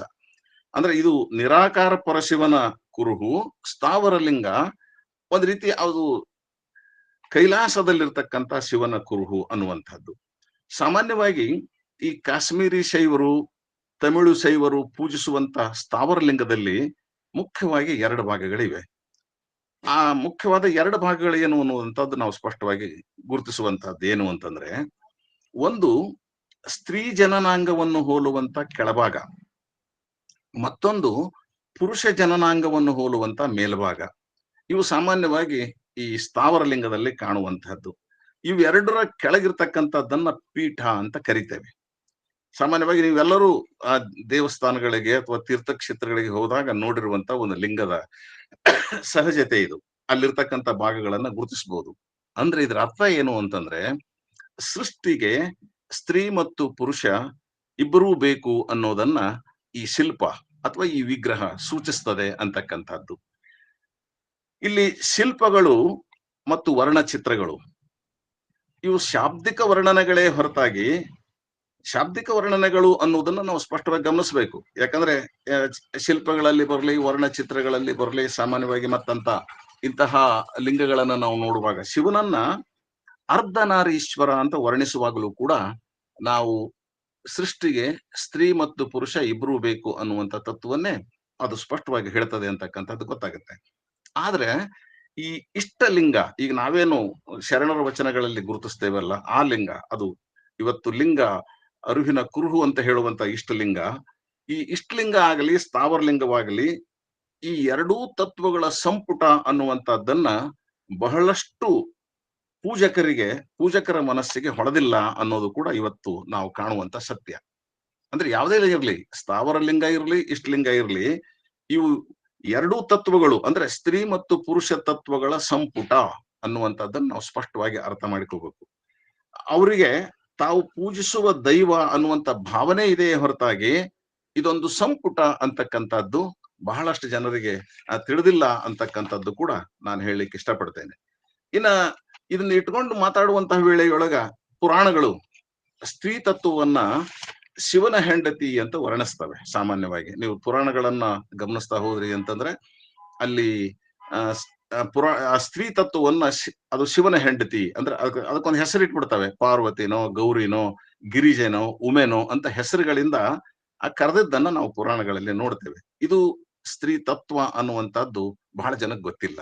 ಇದು ಶಿವನ ಹೆಂಡತಿನೇ ಅಂತಾನೆ ನಾವು ಆರಾಧನೆ ಮಾಡುವಂತ ಒಂದು ಪದ್ಧತಿಗೆ ಹೋಗಿರೋದನ್ನ ನಾವು ಸಾಮಾನ್ಯವಾಗಿ ಗಮನಿಸಬಹುದು. ಆದ್ರ ಶರಣರು, ವಚನಕಾರರು ಬಹುಶಃ ಇಲ್ಲಿ ಬಹಳ ಮುಖ್ಯವಾದಂತಹದ್ದು ಶಕ್ತಿಗೆ ವ್ಯಕ್ತಿತ್ವ ಇಲ್ಲ ಅನ್ನೋದನ್ನ ವಚನಗಳಲ್ಲಿ ಹೇಳ್ತಾರೆ. ಹೀಗಾಗಿ ಈ ಸ್ತ್ರೀ ತತ್ವವನ್ನ ಶಕ್ತಿ ಅಂತ ಗುರುತಿಸುವಂತ ಶರಣರು ಅದಕ್ಕೆ ವ್ಯಕ್ತಿತ್ವ ಇಲ್ಲ ಅಂತ ಹೇಳಿ ಅದು ಕೇವಲ ಜಗತ್ತಿನ ಉಪಾದಾನ ಕಾರಣ ಅಂದಿರುವಂತಹದ್ದನ್ನ ಯಾವುದೇ ವಚನಗಳಲ್ಲಿ ಕೂಡ ನಾವು ಕಾಣ್ಲಿಕ್ಕೆ ಸಾಧ್ಯತೆ ಇದೆ. ಶರಣರು ಶಿವನಿಗಿರುವಂತ ಪೌರಾಣಿಕ ಗುಣಗಳನ್ನ ಕಳೆದು ಹಾಕಿದ್ರು ವಚನಗಳಲ್ಲಿ, ಅವುಗಳನ್ನ ಇಲ್ಲದಂತೆ ಮಾಡಿದ್ರು. ಶಿವನನ್ನ ಕೇವಲ ಚಿತ್ತು ಅಂತ ಕರೆದಿರುವಂತಹದ್ದು ಬಹಳ ಮಹತ್ವದ ಒಂದು ಸಂಗತಿ. ಇದನ್ನ ನಾವು ಗುರುತಿಸ್ಕೋಬೇಕು. ಈಗ ನಾವು ಅರಿವು ತತ್ವವನ್ನ ತಿಳ್ಕೊಬೇಕಾದ್ರೆ ಶಿವ ಕೇವಲ ಚಿತ್ತು ಅನ್ನುವಂತಹದ್ದನ್ನ ನಾವು ಮನಸ್ಸಿನಲ್ಲಿ ಇಟ್ಕೊಂಡಿರ್ಬೇಕು. ಚಿತ್ತು ಅನ್ನುವಂಥದ್ದು ಜಗತ್ತಿನ ನಿರ್ಮಾಣ ಕಾರಣ ಅಂತಾನೆ ಶರಣರು ಹೇಳ್ತಾರೆ. ಆದ್ರೆ ಶಿವ ಅಲ್ಲ, ಚಿತ್ತು. ಚಿತ್ತು ಅನ್ನುವಂಥದ್ದು ಏನು ಅಂದ್ರೆ ಲಿಂಗ ಅನ್ನುವುದನ್ನ ನಮ್ಮ ಶರಣರು ಗುರುತಿಸುವಂತಹದ್ದು. ಹಾಗಾಗಿ ಅನೇಕ ವೇಳೆ ಈ ಶಿವವನ್ನ ಅಥವಾ ಲಿಂಗವನ್ನ ಚಿತ್ತಿಗೆ ಪರ್ಯಾಯದಂತೆ ಬಳಸಲಾಗಿದ್ರೂ ಕೂಡ ಬಹಳ ಮುಖ್ಯವಾದಂತ ಮಾತು ಇದನ್ನ ಹೇಳೋದು ಏನು ಅಂತಂದ್ರೆ, ಅನೇಕ ವೇಳೆ ವಚನಗಳಲ್ಲಿ ಲಿಂಗವನ್ನ ಚಿತ್ತಿಗೆ ಪರ್ಯಾಯದಂತೆ ಬಳಸಲಾಗಿದ್ರೂ ಕೂಡ ವಾಸ್ತವದೊಳಗ ಅದು ಉಪಾದಾನ ಮತ್ತು ನಿಮಿತ್ತ ಕಾರಣಗಳ ಅವಿಭಾಜ್ಯ ಸಂಪುಟ ಅನ್ನೋದನ್ನ ಅದು ನಿರ್ದೇಶಿಸ್ತದೆ. ಇದು ಬಹಳ ಮುಖ್ಯವಾಗಿರುವಂತಹದ್ದು. ಅದನ್ನ ನಾವು ಸೂಕ್ಷ್ಮವಾಗಿ ವಚನಗಳನ್ನ ಓದುವಾಗ ಅರ್ಥ ಮಾಡಿಕೊಳ್ಳುವಂತ ಮಾತು. ಅಂದ್ರೆ ಲಿಂಗ ಚಿತ್ತಿಗೆ ಪರ್ಯಾಯ ಪದ ಅಂತ ಅವ್ರು ಬಳಸ್ತಾರೆ, ಆದ್ರೂ ಕೂಡ ನಾವು ಏನ್ ಗಮನಿಸ್ಬೇಕು ವಾಸ್ತವದಲ್ಲಿ ಅಂತಂದ್ರೆ ಅದು ಉಪಾದಾನ ಮತ್ತು ನಿಮಿತ್ತ ಕಾರಣಗಳ ಒಂದು ಅವಿಭಾಜ್ಯ ಸಂಪುಟ ಅನ್ನೋದನ್ನ ಲಕ್ಷಿಸಬೇಕು. ಇನ್ನೂ ಒಂದು ಮಾತು ಇಲ್ಲಿ ಗಮನಿಸ್ಬೇಕೇನು ಅಂತಂದ್ರೆ, ಇಷ್ಟಲಿಂಗಕ್ಕೂ ಸ್ಥಾವರ ಲಿಂಗಕ್ಕೂ ಸ್ವಲ್ಪ ವ್ಯತ್ಯಾಸ ಏನದ ಅನ್ನೋದು ನಿಮಗೆಲ್ಲ ಸಾಮಾನ್ಯವಾಗಿ ಗೊತ್ತಿರುವಂತ ಸಂಗತಿಗಳೇ. ಆದ್ರೂ ಕೂಡ ನಾನು ಹೇಳಲಿಕ್ಕೆ ಇಷ್ಟಪಡ್ತೇನೆ ಏನು ಅಂತಂದ್ರೆ, ಇಷ್ಟಲಿಂಗ ಕಂತೆ ಕಟ್ಟಿದ ಲಿಂಗ, ಕಂತೆಯಿಂದ ಮಾಡಿದ ಲಿಂಗ. ಇದು ಸಣ್ಣದು, ಇದು ಅಂಗದ ಮೇಲೆ ಸದಾ ಧರಿಸಲಾಗುವಂತಹದ್ದು. ಇದನ್ನ ಲಿಂಗಧಾರಿಗಳು ಮಾತ್ರ ಪೂಜಿಸುವಂತಹದ್ದು ಇಷ್ಟಲಿಂಗ. ಒಂದೇ ಎರಡು ಮಾತಿನಲ್ಲಿ ಹೇಳ್ತೇನೆ. ಸ್ಥಾವರ ಲಿಂಗ ಇದು ದೊಡ್ಡದು, ಅದು ಗುಡಿಯೊಳಗ ಆತ ಮರಗಳ ಅಡಿಯೊಳಗ ತೀರ್ಥ ಕ್ಷೇತ್ರಗಳೊಳಗ ಅದನ್ನ ಇಟ್ಟಿರ್ತಾರೆ, ಅದು ದೊಡ್ಡದು. ಇದನ್ನ ಅರ್ಚಕರಿಂದ ಮಾತ್ರ ಅದು ಪೂಜಿಸಲ್ಪಡ್ತಕ್ಕಂತಹದ್ದು. ಇಷ್ಟು ನಮ್ಗೆ ಅವೆರಡರಲ್ಲಿ ವ್ಯತ್ಯಾಸ ಗೊತ್ತು ಮಾಡಿಕೊಂಡ್ರೆ ಸಾಕು. ಆಮೇಲೆ ಇವುಗಳಲ್ಲಿರ್ತಕ್ಕಂತಹ ಸ್ಥಾವರ ಲಿಂಗ ಮತ್ತು ಇಷ್ಟಲಿಂಗದಲ್ಲಿರ್ತಕ್ಕಂತಹ ದಾರ್ಶನಿಕ ವ್ಯತ್ಯಾಸ ಬಹಳ ಗಮನಾರ್ಹವಾಗಿರುವಂತಹದ್ದು. ಈ ದಾರ್ಶನಿಕ ವ್ಯತ್ಯಾಸ ಇದೆ ಅನ್ನೋದನ್ನ ನಾವು ಲಕ್ಷಿಸಬೇಕು. ಹಿಂಗ ಏನು ದಾರ್ಶನಿಕ ವ್ಯತ್ಯಾಸ ಅಂತನ್ನುವಂತಹದ್ದು ಅಂತಂದ್ರೆ, ಲಿಂಗಾಯತರು ಮಾನವರಲ್ಲಿ, ಪಶು ಪಕ್ಷಿಗಳಲ್ಲಿ, ಪ್ರಾಣಿಗಳಲ್ಲಿ ಇರ್ತಕ್ಕಂಥ ಆತ್ಮಗಳೆಲ್ಲ ಪರಶಿವನ ಅಂಶ ಅಂತ ನಂಬುವಂತಹದ್ದು. ಇದು ದಾರ್ಶನಿಕ ಅರ್ಥ. ಅಂದ್ರೆ ಲಿಂಗಾಯತರಾದಂಥವರು, ಲಿಂಗವಂತರು, ಮಾನವ ಪಶು ಪಕ್ಷಿಗಳ ಆತ್ಮಗಳೆಲ್ಲ ಪರಶಿವನ ಅಂಶ ಅಂತ ನಂಬ್ತಾರೆ. ಆದ್ರೆ ಸ್ಥಾವರ ಲಿಂಗ ಪೂಜಕರಾದಂಥವರು, ಸಾಮಾನ್ಯವಾಗಿ ತಮಿಳು ಶೈವರು, ಆಮೇಲೆ ಪಾಶುಪತರು, ಕಾಶ್ಮೀರಿ ಶೈವರು, ಕಾಳಾಮುಖರು, ಅವ್ರು ಹೇಳ್ತಾರೆ ಶಿವ ಉಳಿದ ಆತ್ಮಗಳಿಗಿಂತ ಭಿನ್ನ ಅಂತ ನಂಬ್ತಾರೆ. ಇದು ಬಹಳ ದೊಡ್ಡ ವ್ಯತ್ಯಾಸ. ಅಂದ್ರೆ ಆತ್ಮಗಳಿಗಿಂತ ಶಿವ ಬೇರೆ ಆದಂತವನು ಅನ್ನುವಂಥದ್ದನ್ನ ಅವ್ರು ಹೇಳುವಂತಹದ್ದು. ಅವರು ಆತ್ಮಗಳಲ್ಲಿ ಶಿವ ನೆಲೆಸ್ತಾನೆ ಅಂತ ಹೇಳ್ತಾರೆ ಹೊರತಾಗಿ, ನಮ್ಮ ಲಿಂಗಾಯತರು ಆತ್ಮಗಳೇ ಶಿವನ ಅಂಶ ಅಂತ ಪರಿಗಣಿಸೋದನ್ನ ಅವ್ರು ಹೇಳೋದೇ ಇಲ್ಲ. ಅದಕ್ಕಾಗಿ ಇಷ್ಟಲಿಂಗ ಒಂದು ದೃಷ್ಟಿಯಿಂದ ನಮ್ಮ ಆತ್ಮದ ಕುರುಹು ಅನ್ನುವಂಥದ್ದನ್ನು ನಾವು ಮೊದಲ ಇಲ್ಲಿ ಅರ್ಥ ಮಾಡಿಕೋಬೇಕು. ಅಂದ್ರೆ ಇಷ್ಟಲಿಂಗ ಆತ್ಮದ ಕುರುಹು ಅಂತಕ್ಕಂಥ ಅರ್ಥ ಇಲ್ಲಿ ಬಹಳ ಸ್ಪಷ್ಟವಾಗಿರೋದನ್ನ ನಾವು ಮರಿಲಿಕ್ಕೆ ಸಾಧ್ಯ ಇಲ್ಲ. ಇನ್ನು ಸ್ಥಾವರ ಮತ್ತು ಇಷ್ಟಲಿಂಗ ಎರಡೂ ಶಿವನ ಕುರುಹುಗಳೇ ಆಗಿರುವುದರಿಂದ ಇಷ್ಟಲಿಂಗದೊಳಗೆ ಏನು ವ್ಯತ್ಯಾಸ ಅಂತನೂ ಕೆಲವರು ಪ್ರಶ್ನೆ ಮಾಡ್ತಾರೆ. ಏನ್ ವ್ಯತ್ಯಾಸ? ಒಂದ್ ಅರ್ಥದೊಳಗೆ ಕೆಲವರು ವಾದ ಮಾಡ್ತಿರ್ತಾರೆ ನಮ್ಮ ಜೊತೆಗೆ, ಅಲ್ರಿ ಸ್ಥಾವರ ಲಿಂಗನೂ ಒಂದು ಕುರುಹು ಸಂಕೇತ, ಇಷ್ಟಲಿಂಗನೂ ಒಂದು ಸಂಕೇತ, ಎರಡು ಶಿವನ ಸಂಕೇತ ಅಂದಮೇಲೆ ನಿಮ್ಮ ಇಷ್ಟಲಿಂಗದೊಳಗೆ ಏನು ವಿಶೇಷತೆ ಇದೆ ಅಂತ ಕೆಲವರು ಪ್ರಶ್ನಿಸ್ತಾರೆ. ಬಹುಶಃ ಆ ಪ್ರಶ್ನೆಯ ಹಿಂದೆ ಬಹುಶಃ ಒಂದು ತಿಳ್ಕೊಳ್ಳುವಂತ ಅರ್ಥ ಇರ್ತದೆ, ಇಲ್ಲ ಇನ್ನೊಂದು ಎರಡೂ ಒಂದೇ ಅಂತ ಏಕೀಕರಿಸ್ತಕ್ಕಂಥ ಮತ್ತೊಂದು ಭಾವನೂ ಇರ್ತದೆ. ಅದು ಇರ್ಲಿ. ಆದ್ರೆ ಎಲ್ಲ ಶೈವರು ಆರಾಧಿಸುವಂತಹದ್ದು ಒಬ್ಬನೇ ಶಿವ ಅನ್ನುವಂತ ಒಂದು ತಪ್ಪು ಪರಿಕಲ್ಪನೆ ಇಲ್ಲಿ ಇದೆ. ಅದು ತಪ್ಪು. ಯಾಕಂದ್ರೆ ಅನೇಕ ಶೈವರು ಶಿವನನ್ನ ನಂದಿವಾಹನ, ಕೈಲಾಸಪತಿ, ತ್ರಿಶೂಲಧಾರಿ, ಗಜಚರ್ಮಾಂಬರಧಾರಿ, ಡಮರುಗಧಾರಿ ಇಂಥ ಅನೇಕ ಪದಗಳಿಂದ ಪೌರಾಣಿಕ ಭಾಷೆಯಲ್ಲಿ ವರ್ಣಿಸ್ತಾರೆ. ಹಾಗಾಗಿ ಇದು ಸ್ಥಾವರ ಲಿಂಗ ಶಿವನ ಕುರುಹಾಗಿದ್ರು ಕೂಡ ಆ ಕುರುಹಿನ ಹಿಂದಿರುವಂತ ಶಿವ ಅವನೊಬ್ಬ ವಿಗ್ರಹ. ಅಂದ್ರೆ ಅದಕ್ಕೊಂದು ಆಕಾರ ಇರ್ತದೆ. ಅಂದ್ರೆ ಮನುಷ್ಯನ ಆಕಾರ. ಅವನು ತ್ರಿಶೂಲಧಾರಿನೋ, ನಂದಿವಾಹನನೋ, ಕೈಲಾಸಪತಿಯೋ ಅನ್ನುವಂತಹದ್ದನ್ನ ಆಕಾರವುಳ್ಳಂತಹ ಹಿನ್ನೆಲೆಯೊಳಗ ಪುರಾಣಗಳು ವರ್ಣಿಸುವುದನ್ನು ನಾವು ನೋಡ್ತೇವೆ. ಆದ್ರೆ ಲಿಂಗಾಯತರ ಶಿವ ಪೌರಾಣಿಕ ಶಿವ ಅಲ್ಲ. ಇಲ್ಲಿ ಸ್ಪಷ್ಟವಾಗಿ ಇದನ್ನು ನಾವು ಗುರುತಿಸ್ಬೇಕು. ಹಾಗಾಗಿ ಆ ಎರಡೂ ಶಿವನ ಕುರುಹು ಅನ್ನಿಸಿದ್ರು ಕೂಡ ಇನ್ನೊಂದು ಮಾತನ್ನ ನಾನು ಹೇಳಿಕ್ಕೆ ಇಷ್ಟಪಡ್ತೇನೆ. ಸ್ಥಾವರ ಲಿಂಗ ಶಿವನ ಸಂಕೇತ, ಇಷ್ಟಲಿಂಗ ಇಷ್ಟಲಿಂಗದ ಕುರುಹು ಇದು ಏನಂತಂದ್ರೆ ಅದು ಲಿಂಗದ ಕುರುಹು ಅನ್ನುವಂಥದ್ದು ಕೂಡ ನಾವು ಗಮನಿಸ್ಬೇಕು. ಇಲ್ಲಿ ಲಿಂಗಾಯತರ ಶಿವ ಪೌರಾಣಿಕ ಶಿವ ಅಲ್ಲ, ಅವನು ನಿರಾಕಾರ. ಅವನನ್ನ ಬಸವಣ್ಣವರು ಬಹಳ ಅದ್ಭುತವಾಗಿ ವರ್ಣಿಸ್ತಾರೆ. ಜಗದಗಲ, ಮುಗಿಲಗಲ, ಮಿಗೆಯಗಲ, ನಿಮ್ಮಗಲ ಅನ್ನುವಂಥದ್ದು. ಅವನು ಅಗೋಚರನಾದವನು, ಅಪ್ರಮಾಣನಾದವನು, ಅಗಮ್ಯನಾದಂಥವನು. ಇದರ ಕುರುಹು ಏನಂದ್ರೆ ಇಷ್ಟಲಿಂಗ. ಎನ್ನ ಕರಸ್ಥಳಕ್ಕೆ ಒಂದು ಚುಳುಕಾದಿ ಅಂತಾರೆ. ಒಂದು ಅರ್ಥದೊಳಗೆ ನಾವು ಗಮನಿಸ್ಕೊಂಡು ನೋಡಿದ್ರೆ, ಮತ್ತೆ ನೀವು ಕೂಡ ಇಲ್ಲಿ ಇನ್ನೂ ಕೆಲವು ವಾದ ಮಾಡ್ತಿರ್ತಾರೆ. ಏನು ಅಂತಂದ್ರೆ ಸಾಮಾನ್ಯವಾಗಿ ಈ ನಂದಿ ವಾಹನ ಅಂತ ಹೇಳುವಾಗ, ತ್ರಿಶೂಲಧಾರಿ ಅಂತ ಹೇಳುವಾಗ, ಕೈಲಾಸಪತಿ ಅಂತ ಹೇಳುವಾಗ ಆ ಶಿವನಿಗೆ ಒಂದು ಆಕಾರ ಕೊಟ್ಟು ವರ್ಣಿಸ್ತಾರೆ. ನಿಮ್ಮ ಬಸವಣ್ಣು ಕೂಡ ಶಿವನಿಗೆ ಕೈಗಳಿವೆ, ಕಾಲುಗಳಿವೆ ಅಂತನೂ ಅನೇಕ ವಚನಗಳಲ್ಲಿ ಹೇಳ್ತಾ ಇದ್ದಾರೆ ಅಂತ ನಾವು ವಾದ ಮಾಡಿದ್ದಾರೆ ನಮ್ಮ ಜೊತೆಗೆ. ಇಲ್ಲಿ ಗಮನಿಸಿಕೊಳ್ಳುವಂತಹದ್ದು ಏನು ಅಂತಂದ್ರೆ, ಬಸವಣ್ಣನವರು ವರ್ಣಿಸುವಂತಹದ್ದೇನು ಅಂದ್ರೆ, ಶಿವ ಎಲ್ಲವೂ ಆಗಿದ್ದಾನೆ, ಜಗತ್ತೇ ಆಗಿದ್ದಾನೆ, ಆದ್ರೆ ಜಗತ್ತೇ ಶಿವ ಅಲ್ಲ ಅನ್ನುವಂಥದ್ದನ್ನ. ಜಗತ್ತಿನ ತುಂಬೆಲ್ಲ ಶಿವ ಇದ್ದಾನೆ, ಆದ್ರೆ ಜಗತ್ತನ್ನ ಶಿವ ಅಂತ ಅನ್ನುವುದಿಲ್ಲ ಅನ್ನುವಂತ ಮಾತು ಕೂಡ ಬಹಳ ಮುಖ್ಯ. ಅದಕ್ಕಾಗಿ ಅವ್ರು ಹೇಳುವಂತಹದ್ದು ಜಗದಗಲ ಮುಗಿಲಗಲ ನಿಮ್ಮಗಲ ಅಂತ ಹೇಳ್ತಾರೆ ಹೊರತಾರೆ, ಜಗತ್ತೇ ನೀನು ಅಂತ ಹೇಳುವಂತಹದ್ದಲ್ಲ ಅನ್ನುವಂಥದ್ದನ್ನ ಗಮನಿಸಬೇಕು. ಆದ್ರೆ ಅವರು ಈ ತ್ರಿಶೂಲಧಾರಿಯನ್ನ, ನಂದಿ ವಾಹನನನ್ನ, ಮತ್ತೆ ಕೈಲಾಸಪತಿಯನ್ನ ಸಾಮಾನ್ಯವಾಗಿ ಶಿವ ಅಂತ ಕರೆಯುವಂತಹದ್ದನ್ನು ನಾವು ಗಮನಿಸ್ತೇವೆ. ಇನ್ನ ತನ್ನ ಆತ್ಮದ ಕುರುಹಾದಂತ ಇಷ್ಟಲಿಂಗವನ್ನ ಅನುಸಂಧಾನಗೈಯುವ ಮೂಲಕ ತಾನೇ ಶಿವ ಅನ್ನುವಂತ ಅರಿವನ್ನ ಸಾಕ್ಷಾತ್ಕರಿಸಿಕೊಳ್ಳಬಹುದಾಗಿದೆ ಅನ್ನುವ ತತ್ವ ಇವತ್ತು ಬಹುಶಃ ನಾವು ಇವತ್ತು ಚರ್ಚೆ ಮಾಡುವಂತ ಒಂದು ವಿಷಯ ಅನ್ನೋದನ್ನು ಗಮನಿಸಬೇಕು. ಇಲ್ಲಿ ಇನ್ನೂ ಒಂದು ಮಾತು ಏನಂದ್ರು, ಶೈವರು ಶಿವಭಕ್ತರಾದರು, ಆದ್ರೆ ಲಿಂಗಾಯತರು ಶಿವಾದ್ವೈತಿಗಳು ಅನ್ನೋದನ್ನ ಮರಿಬಾರದು. ಕೇವಲ ಶಿವಭಕ್ತರಲ್ಲ, ಶೈವರು ಶಿವಭಕ್ತರು, ಆದ್ರೆ ಲಿಂಗಾಯತರು ಶಿವಾದ್ವೈತಿಗಳು, ಅಂದ್ರೆ ಅವರೇ ಶಿವ ಅಥವಾ ಬಸವಾದ್ವೈತಿಗಳು ಅಂತನೂ ಇವತ್ತಿನ ಪ್ರಕಾರ ನಾವು ಗಮನಿಸ್ಬೇಕು.